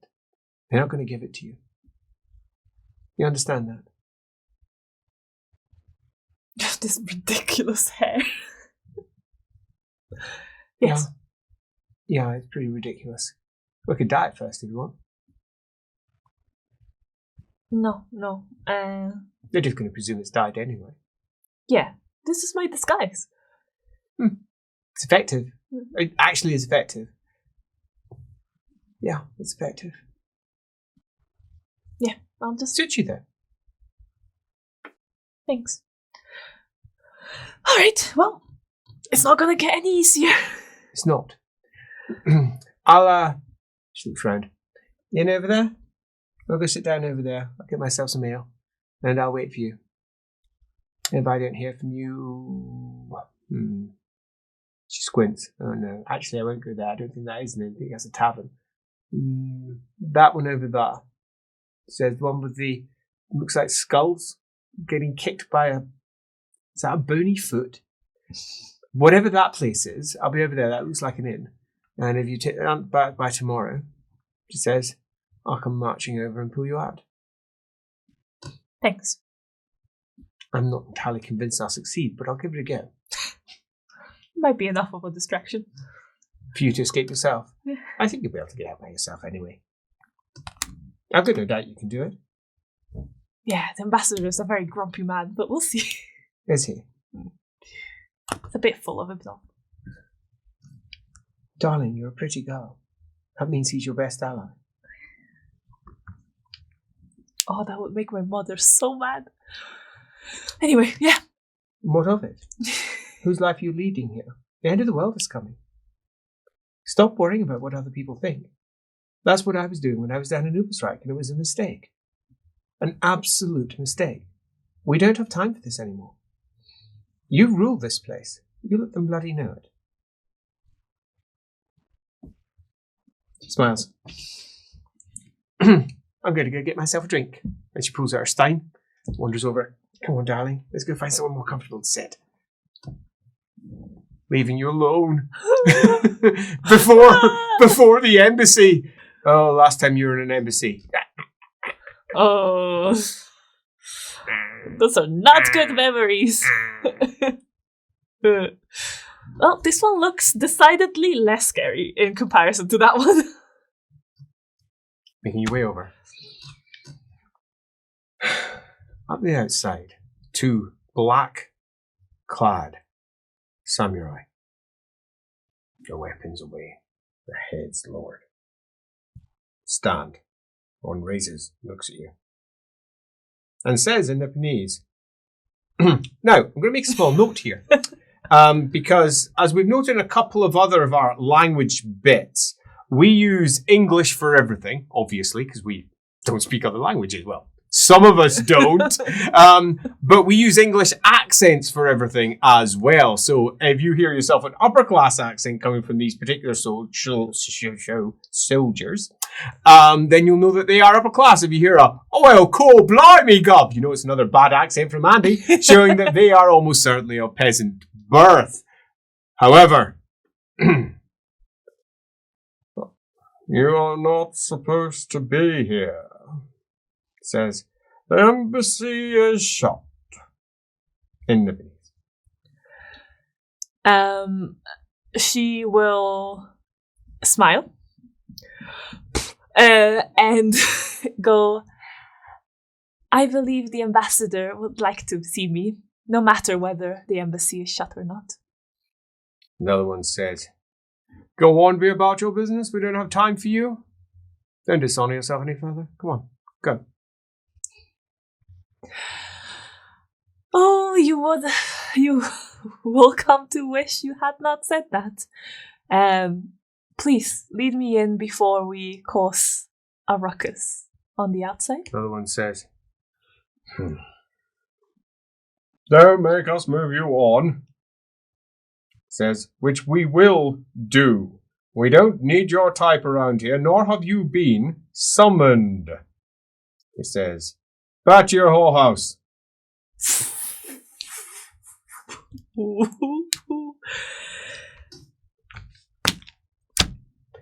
On the opposite side of the road, Greta's watching. From her place at a table on the outside in the summer sun, mopping her head slightly as she strokes her kid's head. Mm-hmm.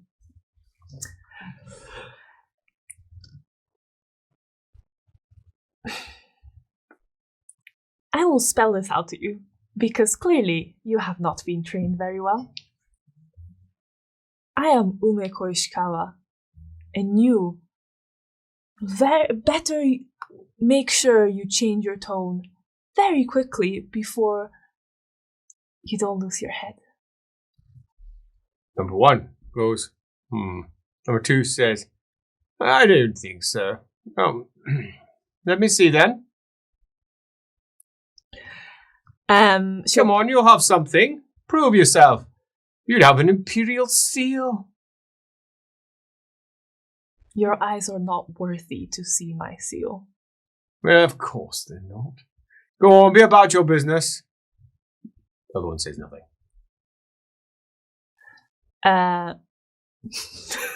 You might not be able to hear it out there, but the cats are going crazy in the other room.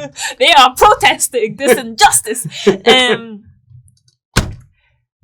She will focus on the one that's not saying anything. Mm-hmm. And she'll walk closer to that one as she's just gonna walk through. As the one there steps over, says, you just can't pass through, the gates are shut. Go on, be about your business. We don't have time for people like you.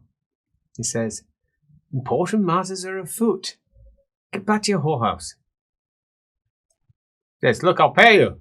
He tosses a coin and it just spins over, lands in dirt. There you go chase your coins. Looks a little bit surprised that you've not gone running after it. Wow, he's such a dick. I would love to beat him up, but I can't. One, because I'm not strong enough. Two, because it's not very ladylike of me. Oh, it really isn't. So she will take out her seal It's all wrapped up inside a material inside her box. She will try and keep it as, like, you know. You wouldn't expect to take it out. You'd expect them to see the box. Yeah. And that would be enough. Yeah. They are literally not worthy of seeing the seal. So she will keep it, even the box, hidden from as many people as possible with her body and stuff. But she'll take it out and say, "Do you really want me to open this?" As the first looks at it. And immediately prostrates himself down in the ground. The other one at the side looks confused, looks at you, looks at him, looks at you. His face goes more panicked as he takes a moment to decide, should I or shouldn't I? And in that moment, the one down there says, 1,000 apologies, Your Imperial Highness. That's enough. As he drops down and prostrates himself before you. Would you like me to escort you some, Your Imperial Highness? Yes, you better do that. Before I become in a different mood. Well, as the first goes, where would you like to be escorted, Your Imperial Highness? To the ambassador. Of course, Your Imperial Highness. Get up, he says. Lowers his head so it's lower than yours. She's quite bows short. A few times and then slopes off in that direction. The other one goes running in. Not more than 3 minutes later, Yume finds herself raised quite high inside a small sedan that's being carried by 4 of the household servants, taking her sufficiently high above everyone else that they no longer need to strain their necks to keep themselves lower than her. Ridiculous. As she gets carried through in her, it's fair to say, non-imperial clothing. My orange hair. And her orange hair. Towards quarters, where 7 women are waiting to dress her appropriately. That involves a bathing, cleaning, oiling, powdering, makeup. More powdering, more makeup. More powdering. Oh God, you've forgotten. And the hair. And the hair. Oh, that's tight. Oh, that's tight too. Oh, the jingle jingle. They've got the things hanging from your hair now. Yep, there we go. Wow, they're really doing a good job. She's going to essentially tell them, like, check her makeup and make sure that it isn't like Princess Doll Yume and more Ambassador's daughter Yume, you know? She has requests. They follow her request. It's over an hour later. The tails from her bow fall a good 7 paces behind her. Exactly 7 paces. It's important. The bow hangs low to either side. The wrap is so tight. You feel so restricted. Your height is elevated by this much because of your shoes. 2 solid, clacky. As you're making way along, your face could not look whiter. It reminds you of the stupid dragon outside. Your lips are so bright. Your eyes are so red round the edges. No one would recognize you. Your hair. Well, your hair has been dyed. They spent some time with your hair just to ensure that you looked respectable. It's all held back in place. And the imperial tree and the leaves are falling down, showing that summer. Spread out above them all. With a headdress higher than the camera can see. Warhammer. It's not so far from real life for some of these headdresses, as it pulls down her back. Her shoulders are high to either side, showing that she has the rank, not just of the imperial family, but as a warrior, and that none should stand before her. She is a representative, not just of the imperial family, but of the gods themselves. Because the gods are her ancestors. The king of the gods, or the queen, depending upon which story you listen to, spawned her family.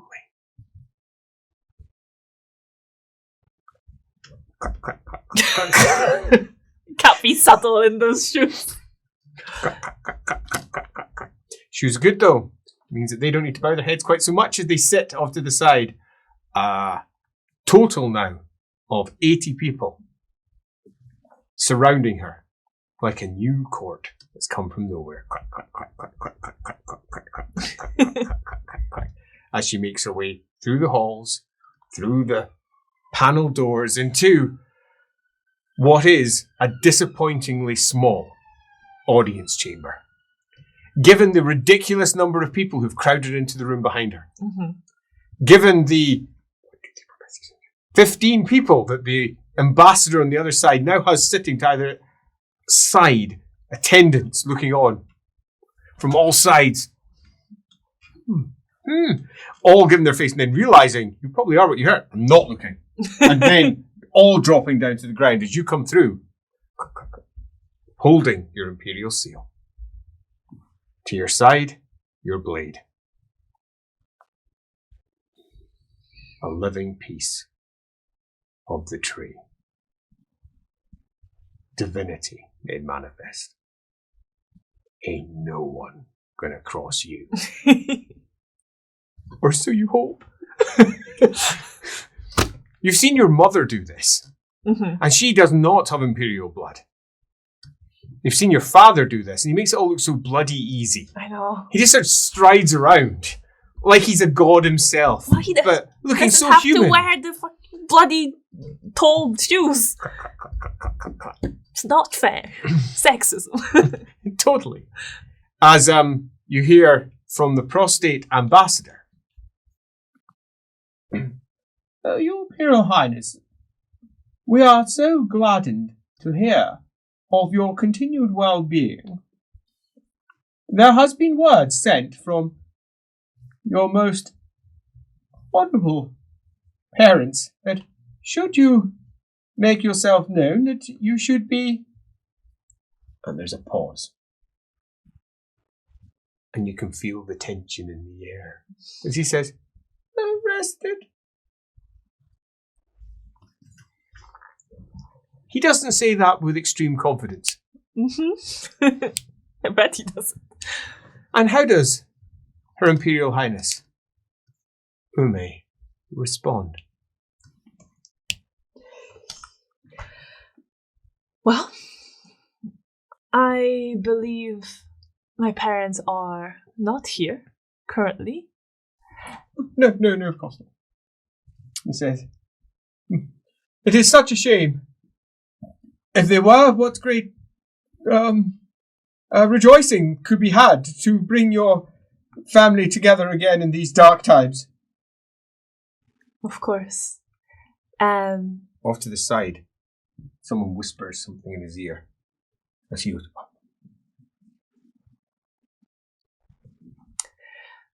everyone else is down and you're the only one standing. Normally you'd be shutting up at the back, and you have never done this before, and it's making you feel very nervous. I know. I'm gonna let them face down for a little bit longer, I think. Eventually I'll tell them, but like... Your dad never did.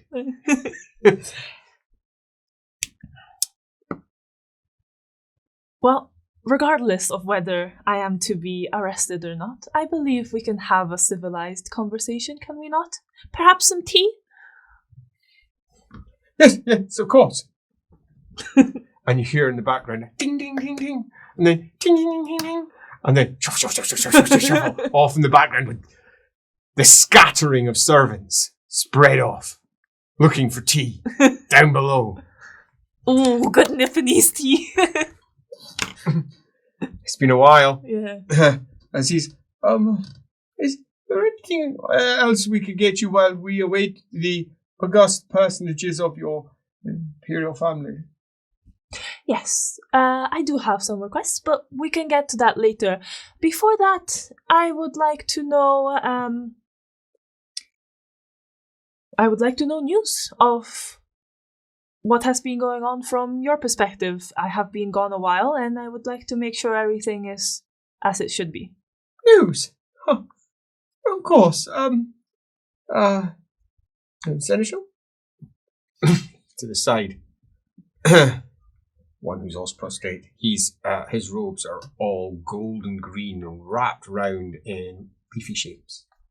It shimmers like the cloth in the light as he shifts himself and says, "Of course, my lord. News. Well, there is a little consequence to us. The empire is yet again falling upon itself. This is not the first, nor will it be the last time. We continue to counsel hesitancy. Let them squabble." Yes, of course. You might not have heard, Your Imperial Highness. Yes, but there have been some civil issues in the Empire. Just now, this is not uncommon, and we are currently of the perspective that we should simply let the griffins sleep, so to speak. Show no favour or preference. For them, one cannot be accused of taking sides. Quite, says the seneschal at the side. Yes, well, I am quite aware of the civil issues. And Of course you are. And what are you doing about our Nipponese people who are going to be in the middle of all this, losing their homes? He says, yes, well, there has already been an evacuation of those who have survived the Altdorf issues, Your Highness. They have been made safe, either here or down in Marienburg. There are not that many citizens that are responding to the call, though. We number them currently at approximately 8,000 in Aldorf who have refused our aid. There's a whisper. I'll make that 11,000. He says. 11,000 Nipponese in Altdorf. That's quite a lot of folk. It's quite a lot. That is quite a lot. You did not expect it to be so many. Yeah. Where were they all? Yeah. When I was walking Why around? couldn't I find them? I looked. I looked for days. I couldn't find anyone. Where were they all? Where were they?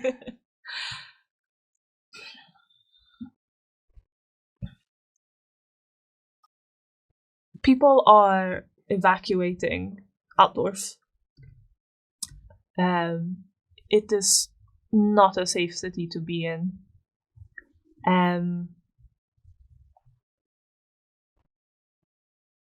I will leave a message to our people.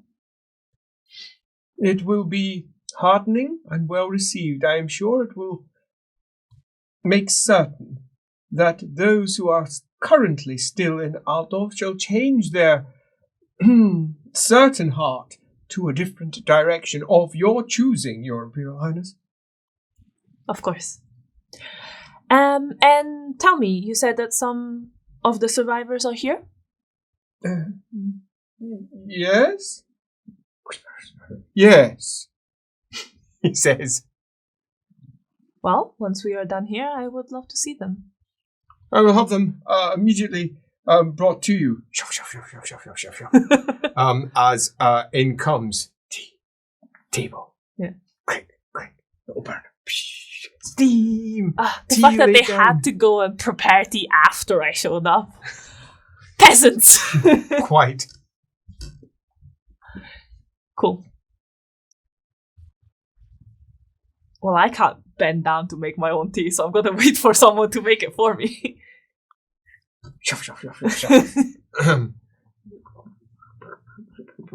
As he comes forward. She'll pick it up. Oh, it's an old familiar smell. Small part of you just wants to pour it in his head. You saw your father do that once when it was displeasing to him. They were horrified. Everyone was horrified. Everyone did everything again. You felt like he was the biggest, most awesomest father that ever fathered ever until you saw their faces. how horrified they all were. He had a chat with you afterwards, explained why he did it. It was all about establishing authority, control, and position, and them understanding where they belonged and where he belonged. Had to be done every once in a while. It's fair to say she had quite a different view when she was down with the Ranaldons. But now she's the one that's in that position, needing them to believe that she's the one in authority. What's she doing?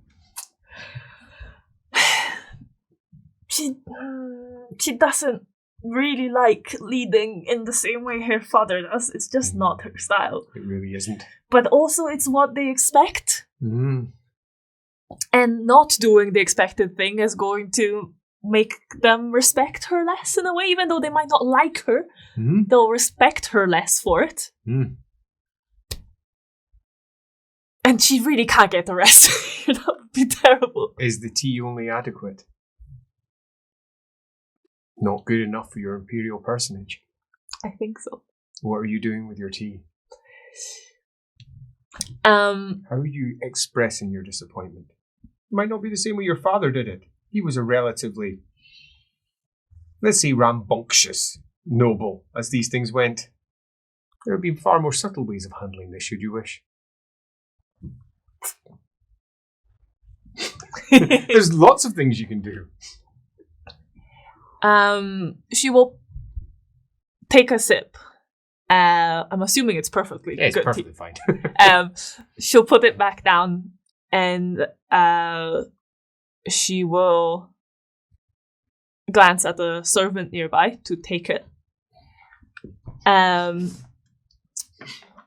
she will go, perhaps you have fallen out of habit of having royalty here. And for that, I will give you another chance. Abject horror to the ambassador, who apologizes so very, very deeply that your refined palate should be so horrified by the offerings from his most base of servants, fills him with horror. He, of course, will have them worked.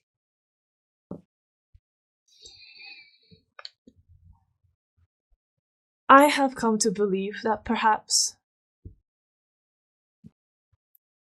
mercy is, on occasion, a good reminder to our people.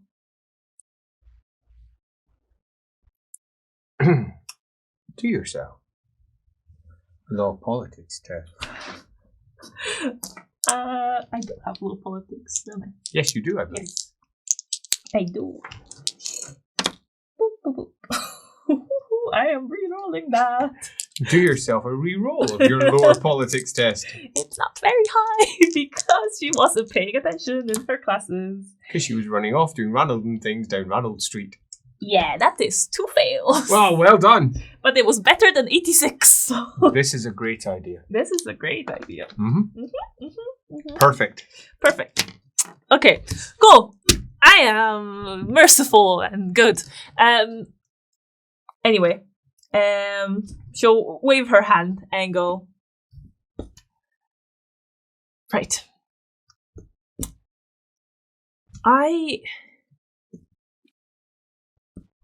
I shall be meeting with my parents in the near future. They are currently indisposed and I shall be going to them. Because I believe the arrest has no meaning if they cannot come to me. For that, I require some items. And whilst you take some time to provide me with those, I shall like to speak with the survivors. It's an hour later. She now has her own chamber, where it appears she has her own little throne to sit upon. Of course she does. With servants to either side, ready to respond to any of her needs should they arrive. She has a small area that's panelled off and screened. But should you require to eat, you can do so without anyone seeing her august personage. Because you can't see or consume. No! He's gone behind there a couple of times already. Because boredom. Because sitting on thrones, seriously. You can now begin to understand why your father would constantly dismiss everyone and only have his friends. He had 3 friends that were always with him at almost all times, who were very used to who he was. The rest of the Nipponese, let's say, group that was in the old world treated him like he was some form of god. His friends didn't. They grew up with him. You used to think they were slightly disrespectful. They amused you, caused you to giggle. They occasionally nudged you in the ribs. That made you giggle even more. You liked them. They're probably dead now. Yeah. It's funny to think that most of them have gone. And it is an hour later when, striding through the panel door that slides open, is someone you've not seen in a long time. One of your father's 3 friends, Giro. He looks a bit of a mess. You would not expect him to be relatively badly shaven, especially not in your presence. You've never seen him but anything but clean. But it's a bit more than the 5 o'clock shadow. His hair hangs down in not that lovely, smooth, silky sheen that you would have expected. If anything, it's slightly bedraggled, sitting off the edge. And given the odour that follows, you think he's probably been dragged out of a tavern somewhere. On top of that, this great Imperial Lord is not wearing the clothes of a great Imperial Lord. You would have expected him to be cleaned up, but there's a part of you that thinks your order may have made them just go, drag him straight here now. And they've done exactly that. Kind of half wish they hadn't, because he's a bit of a mess. But you're kind of glad that they did, because you get to see him for the state that he's actually in. Mm-hmm. And he's probably drunk. As he comes in, looking as pretty much uncaring as you can imagine.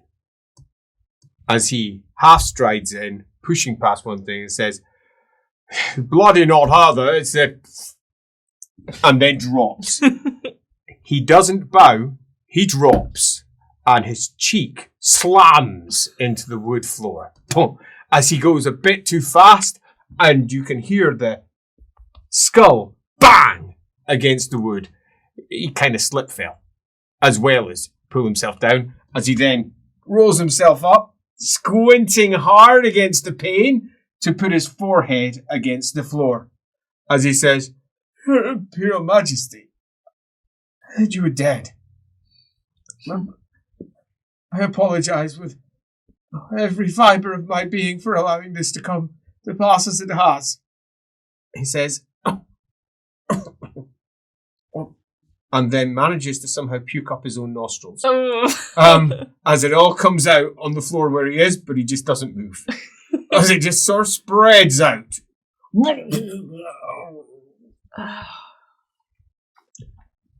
From behind, a kick from one of the soldiers.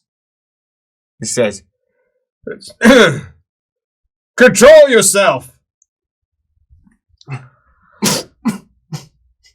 He does. He doesn't drown.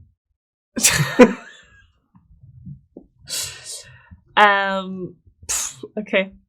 She, You may need to break out of here. You kind of realise you're kind of stuck in a trap of your own walking into making, I suppose, but nevertheless. She, will So tell... many guards. I know. She'll tell one of the servants to get some calf and some stew. Clean him up. Yeah. As he's dragged out a smear of sick, which you, the offending sick, can avoid by just hiding in your own little cubbyhole behind your screen. You withdraw, everyone flattens. You sit down, everyone gets to work. As you sit behind your screen, perhaps it's a better place for you to be. Your mother used to often sit behind a screen when she was receiving audiences, so that nobody had to see her, plus it allowed them to stand. Because they were never quite sure where you were. You can see the advantage now. You've learned another little lesson. Screens are handy. Plus, they mean you don't need to see the sick. That's pretty horrible. She is used to it by now. Yeah, she is. Doesn't make it any easier. It's 15 minutes later when he comes back, cleaned up, and you hear him from the other side. Your Imperial Majesty, I return. I must apologize for my earlier appearance. I've seen much worse. Of course, you are too kind, Your Imperial Highness. Is there anything that I can do to recompense for this unfortunate situation? Well, first she'll say, everyone else, please leave us. There's a pause, and then you hear the shuffling and the movements and the shuffling. It's not like I'm leaving the room. And then she'll say, still behind the screen? yeah, for now. I'm glad to see you. Hilarious, given you can't see him.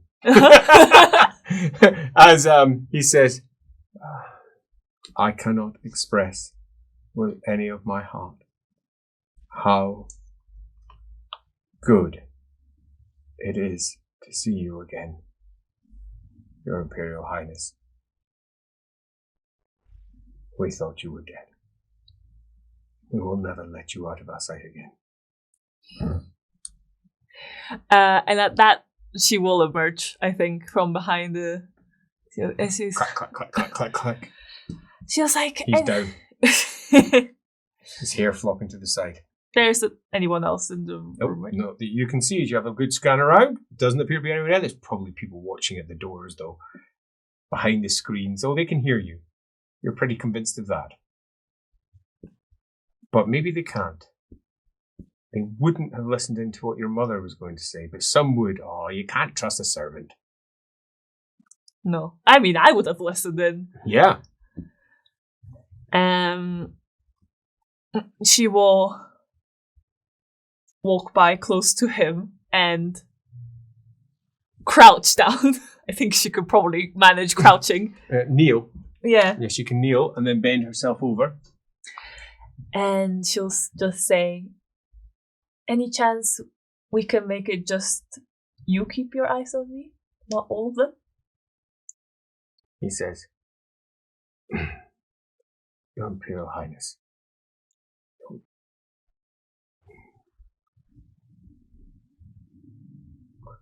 No. He says, they won't let you go. You can't leave. It's not their choice. They have been ordered by your mother to secure you. They will. They will give you the pretense of control as they funnel you from one place to the next. You know how it works. I know. What have you done to your hair? Your mother's going to kill you. It's a long story. Your father's going to kill you. Wow. I have things to be mad at them for as well. They should be happy I'm alive. They can be upset with you. You cannot be upset with them, Your Imperial Highness. That is not how it works. That is not the proper order of things, and you know this. You know this. We've discussed it many times in the past. Yes, but there are many things that they should have done that they did not do. They don't need to. My education? My training? Things passed down in our family for centuries that they did not pass along to me? I did not realize how shielded I was until I had to fend for myself. There's a pause. It's actually a very good point. He says, that was eloquently put. And if I do say so myself, Your Imperial Highness, this is a matter of some contention between your mother and your father. But I do not think it would be fair for me to judge either side, beyond simply saying that this is the wish of your mother.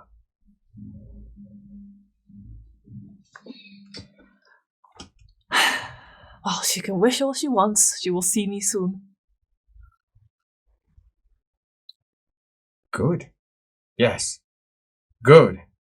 Then, I shall stand guard at the door.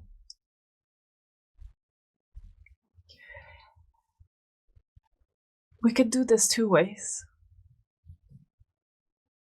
Either you come with me, or you don't.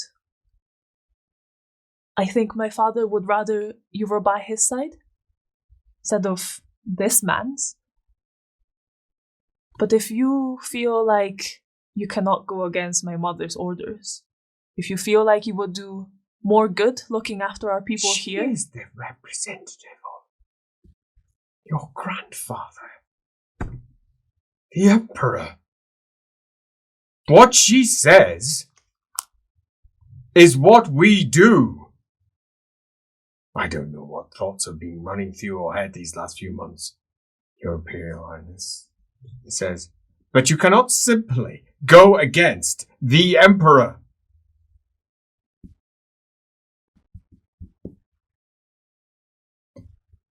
My mother has been away from Nippon for far too long. I do not believe. If I may venture, as have you. Of course. And I will be the first to admit in this company that I do not know all the things that I should in this scenario. But there are larger things at stake. Things that if my grandfather knew would change his mind. I cannot and will not be a puppet, a mascot in my mother's hands. No longer. I will pretend I did not hear any of that. For that is what I must do. I am the servant of the imperial family. But are you a servant of my mother or my father?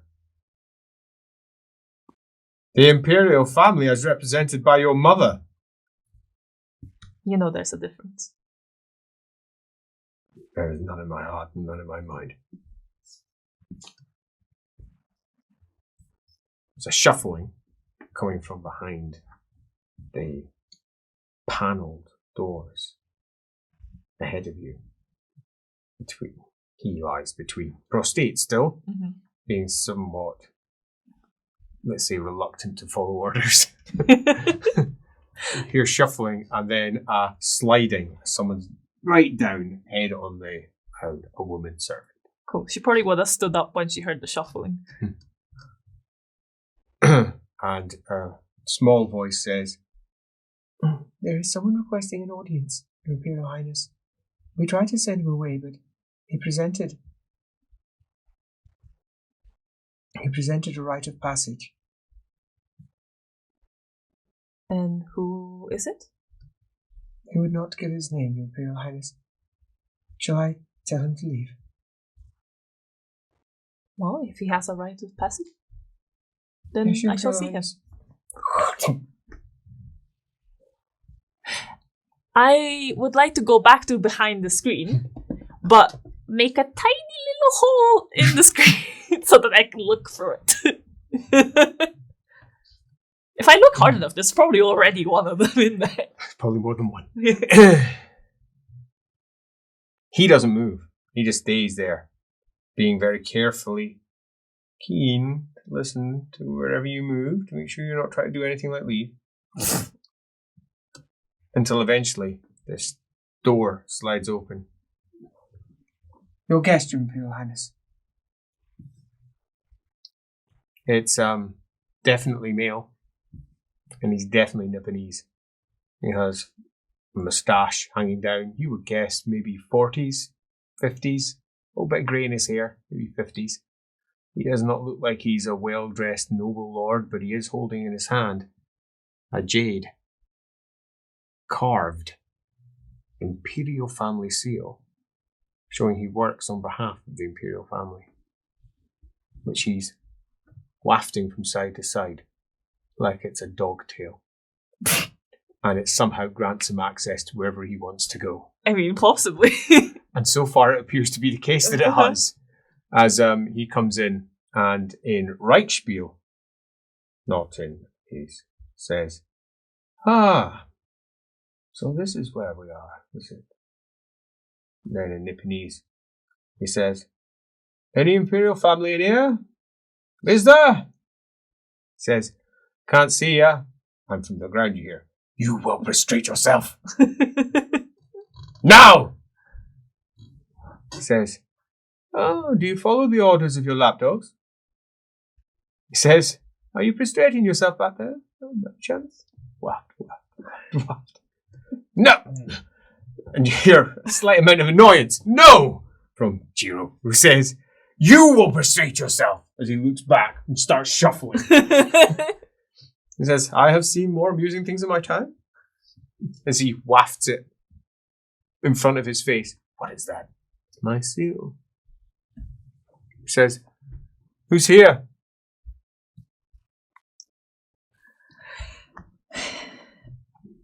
You come here not knowing who I am?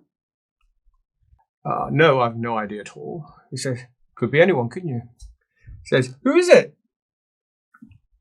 And the crowd looks up and he says, insolence, it's Her Imperial Highness.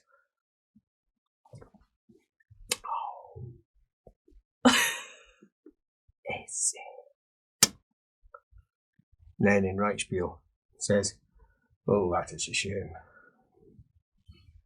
Hoping for someone more exciting.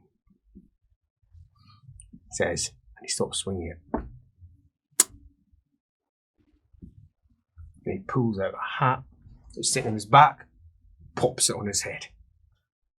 Like so. Uh-huh. Nice meeting you. He turns around, starts walking his way back to the screen. Wait, what?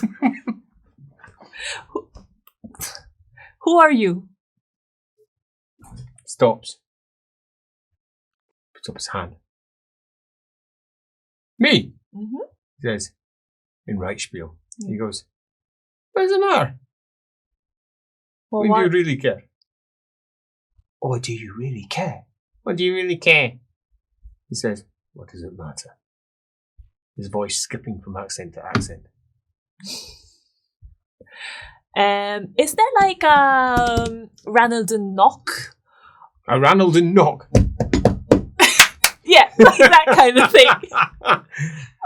There are all manner of Ranald and signs and squeaks and noises you can make, yes. Yes. I would like. Well, I will try to make one of those. Secret signs. What's my secret signs?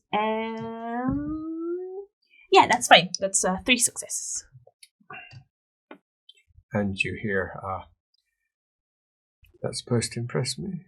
Not impressed at all. And she goes. Means nothing, you think. Such sounds. He says, oh. And the one on the ground is like, you will stop this. Or I. As his hand starts going, tat, tat, tat, tat, tat. As his, he swings round and places the end of the sheath of his katana down in his hand very quickly and leans. Says in Nipponese, I don't think so. Says, I should go. It was an absolute pleasure to meet you. And he backs off towards the door. If you would like to speak with someone, they're waiting for me at the inn across the street. You don't know what it's called. It's the bony one with the skull. Yeah. In Reichspiel, this is. She has a baby. Says, I wasn't like a nanny. Is that what you're trying to suggest? I look like a nanny. I look like a nanny. You could look like it. like a nanny. I look like a nanny. I could be a nanny. I've never been a nanny. I don't think I want to be a child minder. So, thank you very much for your offer. But, and you can see a hand going slightly red. And he releases the pressure. Stay down. Says, waves his little jade seal. Stay down. And then backs off, as if he's somehow salting the earth before him with his seal as he goes. Good evening. Day. Whatever it is to you. Your Imperial Highness. And backs into it. Can you open up, please? Open up, come on. Oh, come on, can you just open up, open up. And then, thank you very much, as he backs out fast. Yeah, she won't hold, she'll try and hold back a laugh. I don't think she manages. On the ground, I'm certain he's still there. Let me reclaim it from him for you. Just give the order. I think, if I'm correct, he's unfortunately way stronger than that. Well, that is for the fates to decide. Let me go. I will prove myself before you. You will see. Imperial Highness, please say yes. I beg you. He says. Yes, but please don't And he goes... Shuffle, shuffle, shuffle. Out through the door. Boom! Please don't die. And I think this is the time for Yume to also get out of here. So what's she going to do? She's currently trapped in an outfit that does not provide her with a great deal of mobility, with shoes that are very good at making impressions upon soft floors, but not so good at running it. Yeah. She also looks, it's fair to say, distinctive. Yeah, well, I can't remember what time it was when we got here, but she will eventually have to be dressed for sleep, and she cannot sleep in this. No. So... She's going to wait for night time and sneak out. Well, essentially she's going to say, unless it's like 10 a.m. or something, she's going to say, I've had a long journey. I wish to rest. Servants, bathe her, oil her, clean her. So I'm more slippery when I'm with, trying to get out. With supper. She eats on the other side of a screen. And then eventually, in her soft beddings, her face is cleaned. And she is laid down for sleep. Oh, God. There's one small part of you that really enjoys not having to sleep on a piece of wood. I know. Or a hammock. Tunk. Ow. That's not a pillow. Oh, God. Oh, You'd forgotten. Yeah. You'd forgotten. Oh, no. But eventually, surely it's going to get dark and you can slip out in your little slippery slippers. Yeah. She'll want to get her stuff back. I'm assuming they left her bag because it's not like they're going to take her seal from her. Oh, no. They can't take her seal. Not even allowed to touch it. Yeah, so... it's always put down wherever you last left it. The same with your blade, which always sits by your side. Cool. They're not allowed to touch it. You're the only one allowed to take it off. You're the only one allowed to make any prayer over it. You're the only one that's allowed to do anything with it. Actually death to touch. Cool. She'll put it on her bag so that way they can't move her bag either. Clever. That's... See, you move my stuff now, eh? But I'm assuming they took her clothes? Yeah. Yeah. Okay. Hey, you can escape in good bedclothes. Yeah. Some of the others have escaped in much less. You're not wrong. So the question is she going to try and creep out? Yeah, I think so. But if this place has an armory, she might stop by there first. Steal their shit first. So first things first, picking up her stuff, putting on her sword. You're fully aware that they will try to stop you if they spot you, but simultaneously they're not allowed to look at you or spot you. It's a marvelous place to be in. You ain't seen me, right? It's almost the best expression of you ain't seen me right, but in a more political front rather than divine front.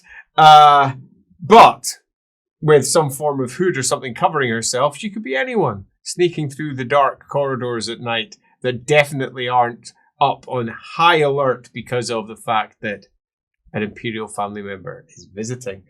Really, there's almost no chance you're going to get out of here unless you try to pull upon something that you've not really tried to pull upon for a while. I don't know if I want to do that, but I kind of have to. Okay, Are you going to pray to Ronald?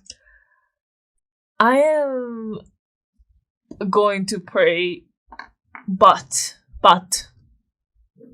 I think this is testing it out because she has no fucking clue what's going on. I think potentially not acknowledging the fact that this isn't just Ronald is making things worse. Because when you're paying respect to the spirits, you have to pay respect to the spirits. Yes. So she will do both. Like, she knows the miracle works by telling a story, so she'll do that, but she will also call upon the spirits and thank them and all that kind of jazz as well. Hundreds of miles away, an eye opened. One of many. Do yourself a pray test. Oh god. Cool. That's 5 successes. The fox walked the court, dressed in the flesh of a human. But she was a fox.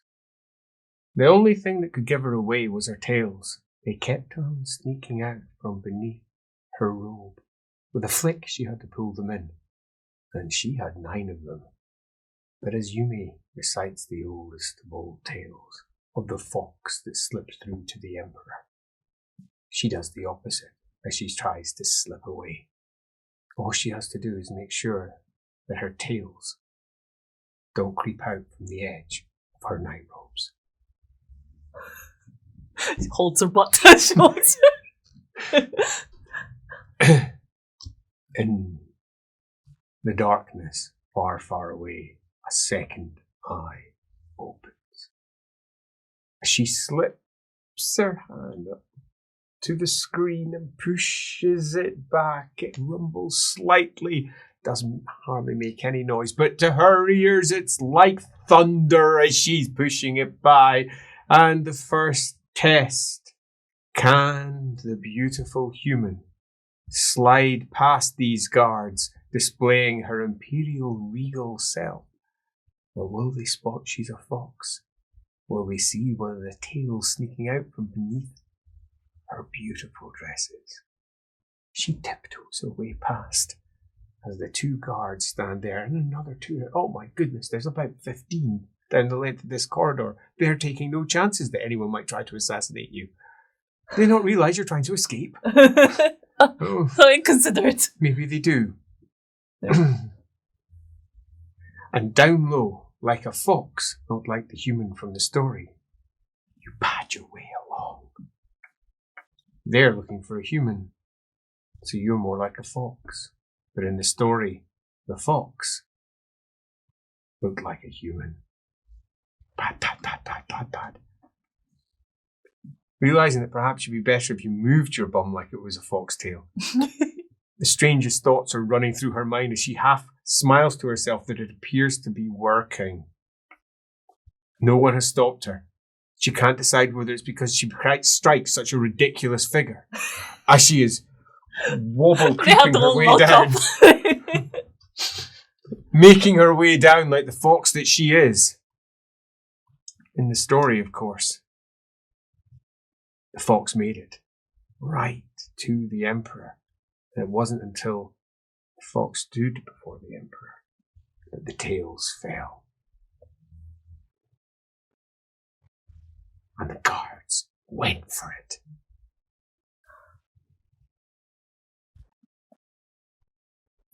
So desperate not to show her tails, she stays down low. Just think, I am a fox, I'm a fox, I'm a fox. Pray test.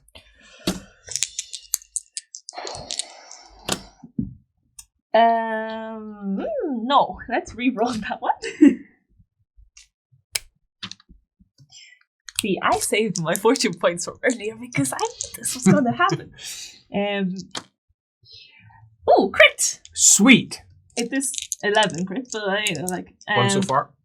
And, 7 successes. Ooh, nice. So that's 8 successes and a crit. As the fox makes its way down and then moves up as a human.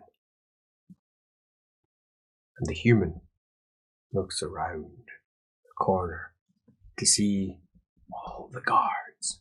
All the guards. It seems that every single last person that could be called upon by the ambassador has been.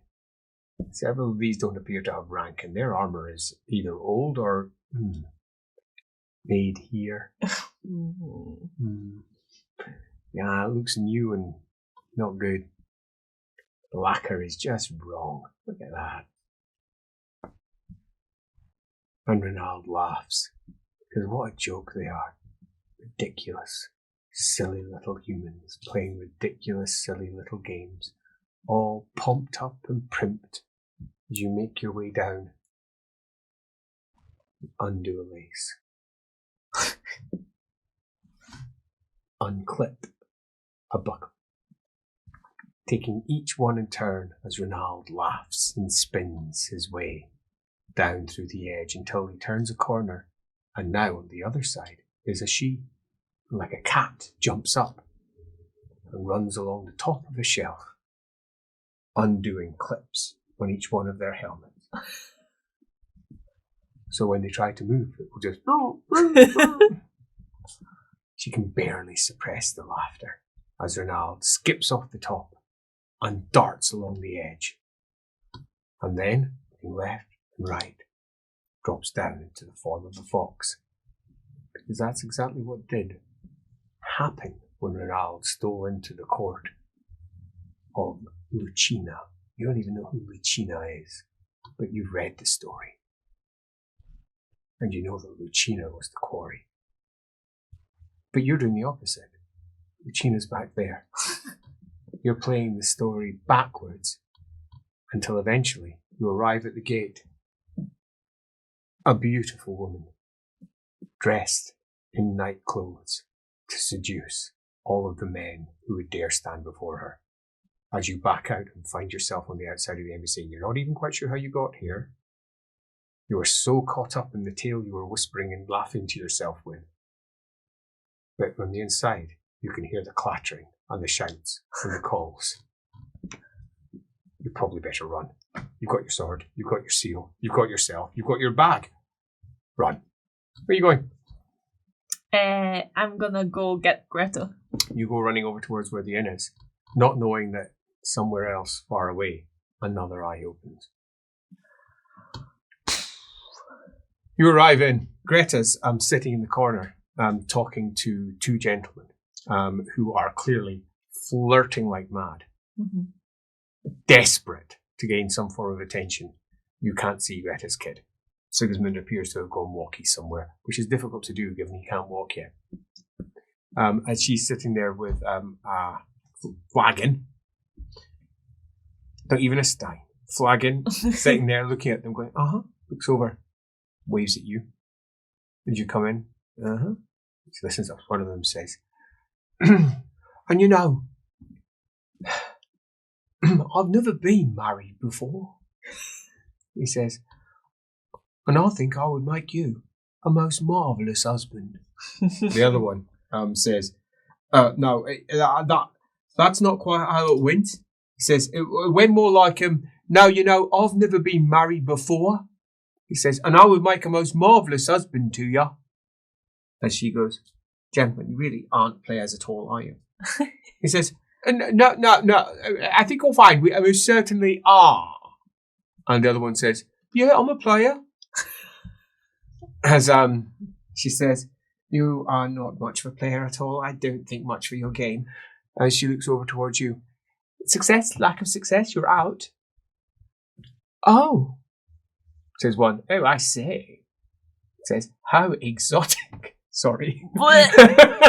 How exotic. As he goes, would you like to have yourself a seat? Very interesting clothes. Big clothes. As she looks at you. Oh, you seem to have got yourself something new. It's very soft looking. Upstairs? Oh, really? Sorry, gentlemen. My date's arrived. Oh, I don't mind. Oh, for goodness sake. Upstairs, there's a crib, and there's a woman sitting there. And she looks up. Oh, you don't need to come back yet, love. She says, no, I think I do. The people downstairs are common. She says, oh, but I wouldn't mind. No, you just sit there. In fact, no, I need to speak to, well, I could take them downstairs. No. I'll come back later. Yes. So how did it go? I got caught up on my way out. I was gonna steal some weapons. I didn't get round to it. They were gonna just arrest me, as you said. It's very annoying how. Did you get anything out of it? Well, there's someone who used to teach me how to fight. Advisor to my dad. He's still around. Oh well, that's something. He's now following somebody who I can't decide if it's a friend or foe, but seems to be interested in me. Well, pardon, I don't understand. Who is following whom? There's another person who came to see me. Right. Who appeared in Nipponese and had a jade seal, but I don't believe it for a second. I just can't decide whether they're a Ranaldin or a Grey Wizard or Joros suddenly back from Null. I don't know. Well, you recognise Joros. He's got big ears. Well, if he's pretending to be somebody else, he doesn't. Well, yeah. Well, I wouldn't know. White says he can do that. I've never seen it. I've only ever seen an elf. I know Ranaldins who can do it, so I probably can as well. So the point is, did you get anything useful? You went in there to answer a question. Did you answer it?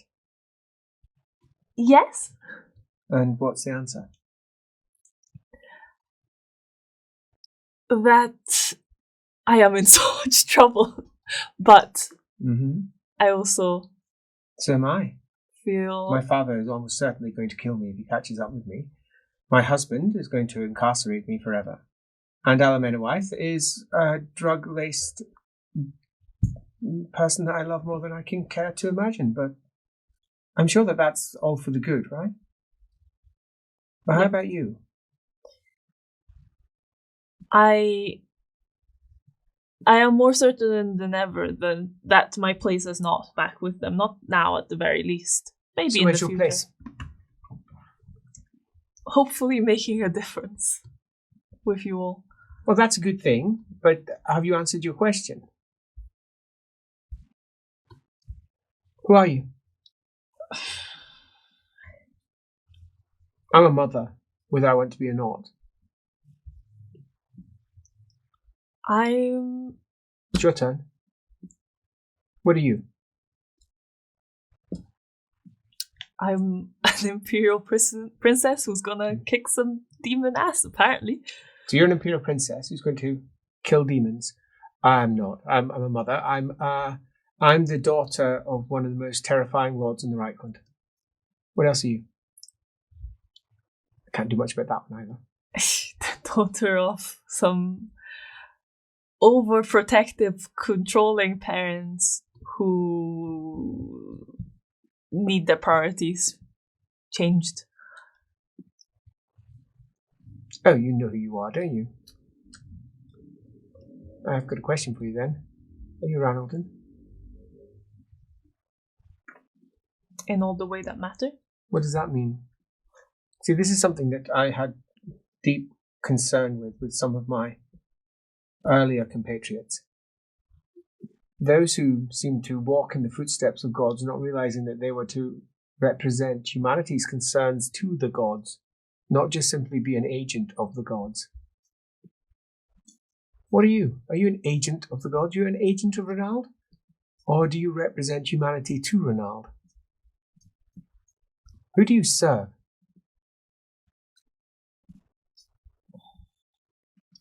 With the greatest respect to my spirit ancestors, my people.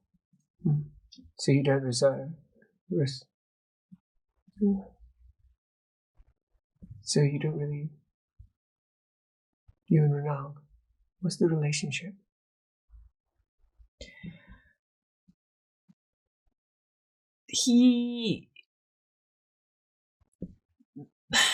I have learned a lot from being a Ranelden. I like and respect them a lot. I think potentially, as much as I believe in them and want to continue, I'm not the same person I was before. Yeah, so to ask a different question, he says, what if Renald was your fault? Well, I wish I could speak. Actually, what difference would it make? Gods don't care. I know. See, this was the question I was actually aiming at, which is, if you are there to appease the gods, then you are there to appease the fox. You are there to ensure the fox doesn't destroy everything. If that were Renald, which I personally don't think it is, obviously, but if that were Renald, it would be, I would presume, your job to make appeals to that entity on behalf of humanity. When you mutter stories and whispers to Renald, one would presume that it's maybe even nothing to do with Renald, just your closeness to Renald. In fact, in some respects, you could say you're stealing it from him. I'm sure he'd laugh at that. Well, I think he probably would too. And as long as he doesn't laugh at us and destroy us in the process, that is a good thing. Renald is not an enemy. Renald is not our ally.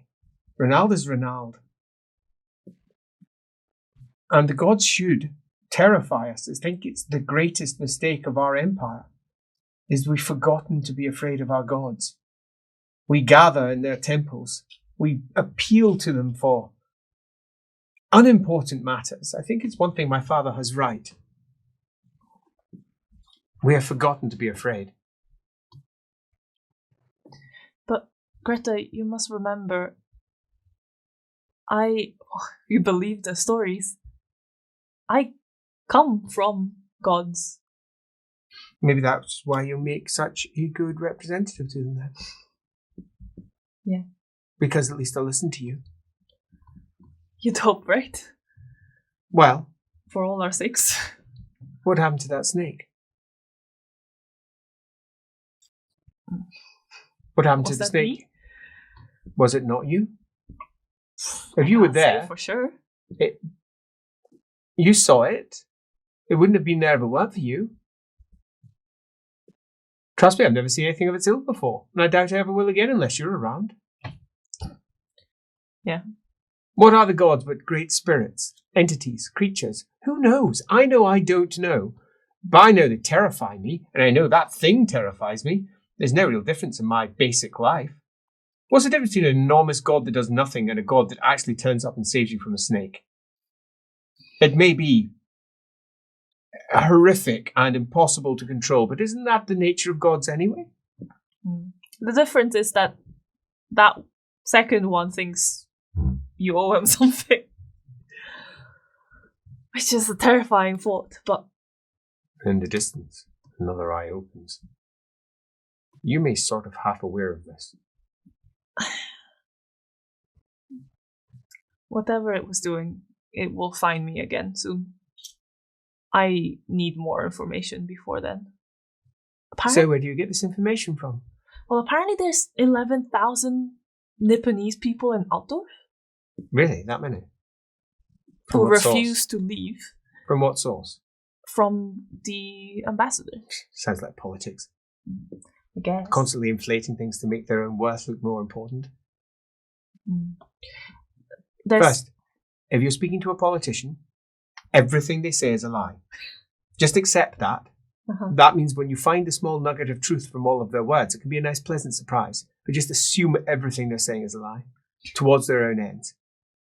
I wonder if then... Shouts and calls from the embassy across the way. We should leave. I mean, should we? I should change. You probably should. He says, so you've not figured out who you are then? No, I think that will take time, but... Will it? Because it seems pretty obvious who you are. You just don't seem to be certain of it yourself. You've said several times what you want to do, who you want to be. It's just you seem to think that the only way to get that is to knock on someone else's door rather than just do it for yourself.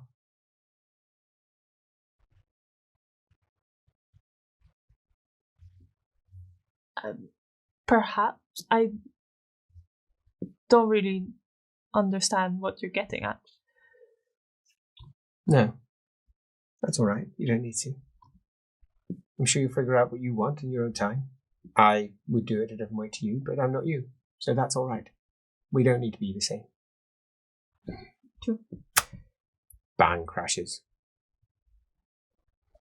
Outside. Maybe leave from the back. No, I don't think so. I think we'll be fine here. It's not like they're going to go house to house. They have no jurisdiction here. They're going to quietly run down to boats and look for you. Just wait.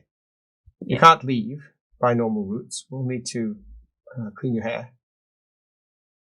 I don't know. Maybe drive a different car.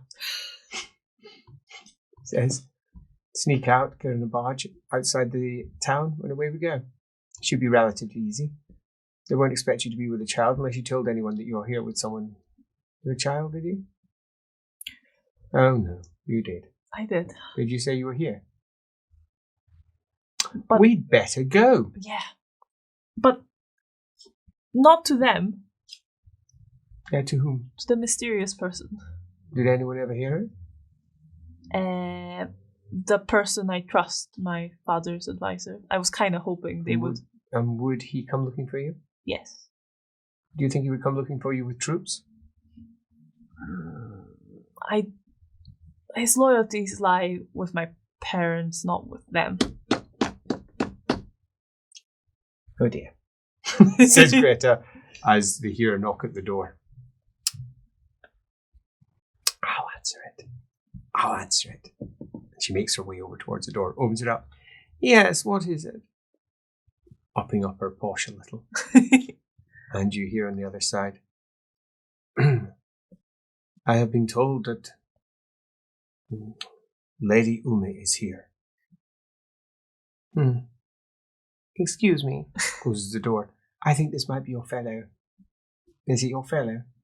I'm assuming the voice sounds like it. Yeah. Well, he's tall. Yeah. And I'm short. She says, and she opens up the door and says, yes, she is here. She doesn't want guests right now. You'll have to camp at the door. This is a lady's chamber. And you hear, 1,000 apologies. Click. I can't believe that worked. You're enjoying this too much. I can't believe that worked. She says, we've got a guard. We do. He'll keep people away. I hope so. We might need to do something about him tomorrow then. Yeah. Well, I was thinking, you know that thing you said about how they lie all the time? He told me that my parents thought I was dead. Mm-hmm. Whereas the ambassador told me that he had orders from my mother to arrest me if I showed up. But if they thought I was dead, they wouldn't... They wouldn't arrest. They would only arrest. That is a good call.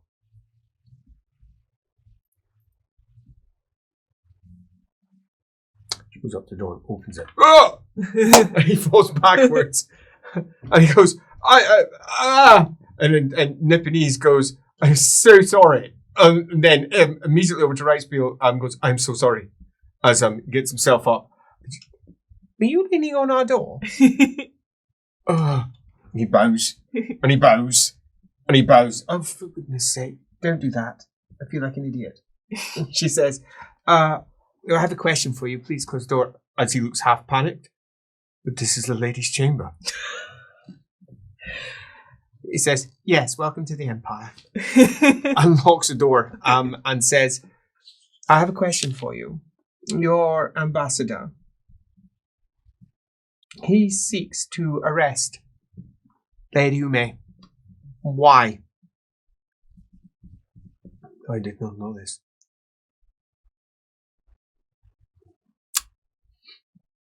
You drunk? He says.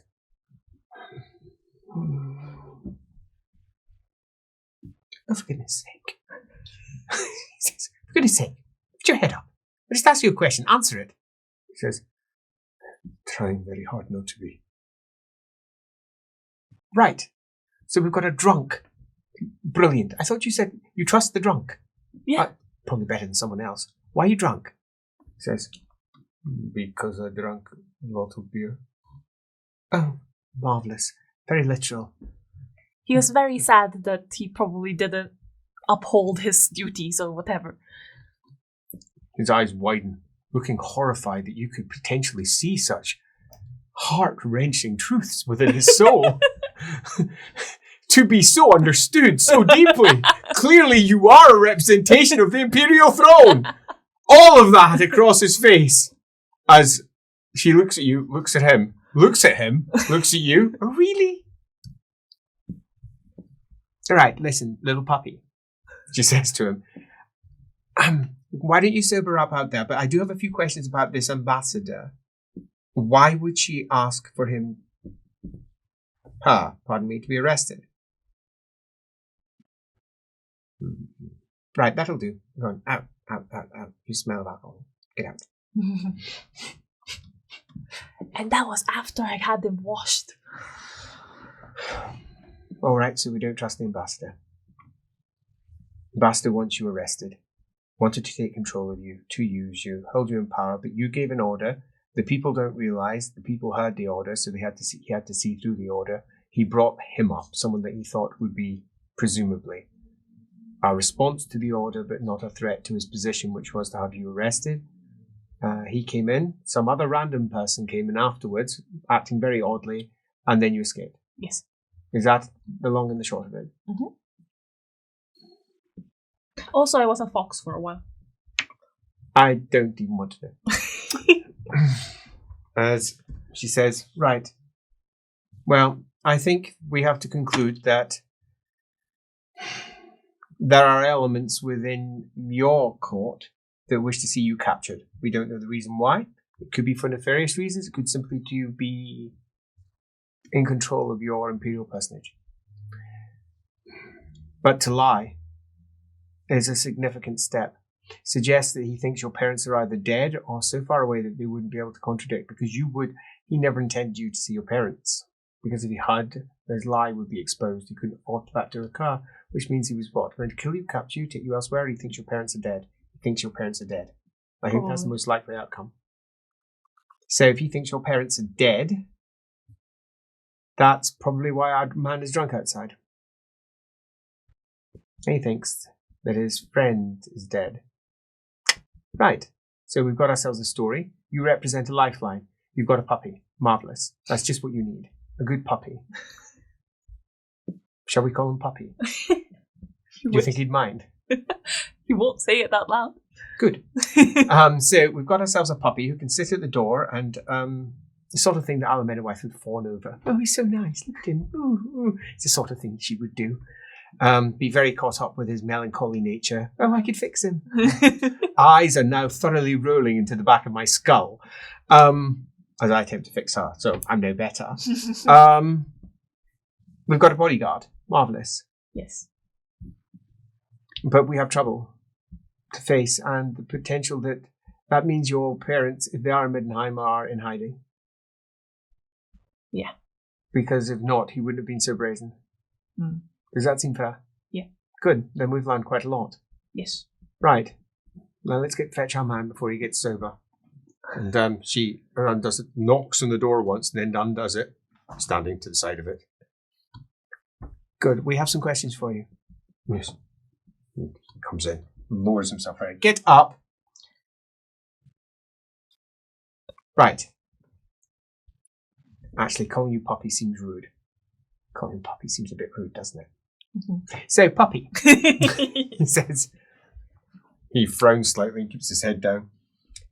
We require bodyguard work, which we think you are perfectly positioned to resolve. You are a drunk who has lost his master. Would I be correct about that? Right. So you believe that Her Imperial Highness's parents are dead? Yes? I have to bring her back to them. And where are they? I do not know. So you're bound to her service. Let's say that.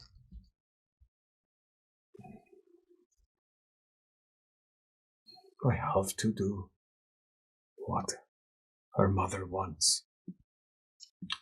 Which is to look after her. Perfect. So, by extension, you need to do what both of us say. Perfect. He shakes his head and he says, that is not what I... Shh. Good. Perfect. Well, we need a bodyguard to get ourselves back to Altdorf, and we intend to go back to her parents, who are currently in Middenheim. You may or may not know that. I can't tell. You're drunk. And I don't think you can really tell. So what's important is that you understand that you are now very firmly with us, and you are going to spend your time outside that door thinking about how we can best get to Altdorf without being captured by the agents of the ambassador across the road.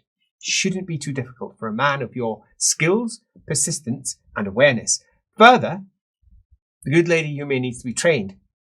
She has said so herself to me, and I believe she said so to you as well, about the deficiencies in her education that were brought about by her mother. Yes? Good. It says, so, that being the case, given that you've been sent to look after her, it's time for you to go back to the ambassador in your drunken state, claim that you couldn't find her, and steal from the armory Metal fans. Oh, marvellous. Metal fans. Hey! He goes. She just blinks. That worked. Yeah. That worked. Yeah, I think that'll work. Let's see if that works. The next day, having had a comfortable sleep in a comfortable bed, not made of wood, Ridiculous. with a wooden pillow, that wouldn't work. Sorry. You're not sorry. I'm not sorry. With a pair of delicate iron fans.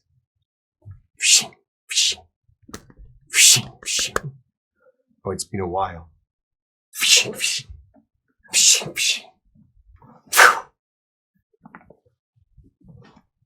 They're heavier than you remember. They're also a bit bigger than you would have preferred, but, yeah, you haven't carried these since you were in heck. Last time was down in Marienburg. You must have been about 9 years old. How can they feel heavier? What were you being trained with? They must have been tiny. I think, you must have only... Or I was very, very strong as a child. You were probably pretty tiny. He watches on with a certain disapproving look. Greta, come on, say it. She needs to be told how to use them properly. Oh, for goodness sake, you can't wander around thinking she's your Imperial Highness. You have to bow and scrape all over the place. If you do, she'll be discovered. Just accept that she is as much a human as she can possibly be. She says. Yeah. Oh, and I go by Yume. Yume? He looks pained. Why would you do that to your blessed name? Because my blessed name could get me killed. Keep up, puppy. Now, take those fans and show her how to use them. There's just a small part of you that just slightly falls in love with him at that moment. It's just the way he moves with such grace. He's so freaking awesome. If it wasn't for the fact that he was not really much more than a puppy. And you never, in all of your life, thought of Jiro as anything other than Jiro, your dad's friend. The man's in his mid-40s, maybe even 50s. You're not sure how old he actually is. He's old like your dad. 40s, you reckon. He's Old proper people. old. Yeah, proper old. And you always thought of him as one of your dad's friends. He was an adult, but now it's this bizarre twist of affairs where he's just following around, doing pretty much whatever is asked of him, to a degree uncomfortably from yourself, because it's not exactly your natural place. But apparently Greta has absolutely no issue at all with ordering around to do anything. And that's literally everything. Go pay, go get, go fetch her breakfast, go get everything. And he just falls into place as a servant in a way that you find almost disturbing. How quickly he falls into that role, but you know that he is not just a noble. He is one of the... He's an important man. He's an important man. She will probably tell Greta that as well when he's not in the room. Like, you do realize he's actually quite important. That's probably why he enjoys it so much. You're bad. I'm right though, aren't I? You see the glitter in his eye? Sparkling. He's never been happier. This is his natural state of affairs. Trust me, he will love this. He will go back to his peers and he will boast about just how strong he was, seeing through his duty. Where we both knew he was just an adorable puppy, doing his little puppy work. And that is how Yume arrives back in Altdorf almost a day later with a puppy in tow, her own guard. And over the next couple of days, outside of Altdorf, with Greta watching on, holding on to the baby,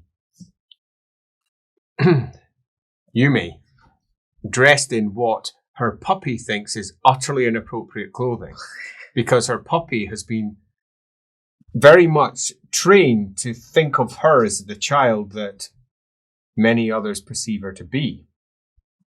But she isn't. She's in training clothes, with her fans, going through the katas. Katas that are in her mind, that she trained with when she was very young, and had somehow slipped because they were told not to teach her anymore. And as she sits there working her way through, in the distance, far away, the rest of the eyes open, until all 9 stare at her from a distance so far that nevertheless the itch in her back becomes real as she flashes her fans, and the tree falls in 2.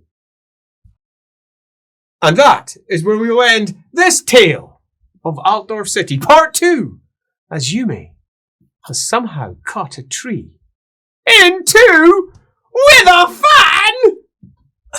Definitely not because of a tainted, weird, spirity creature.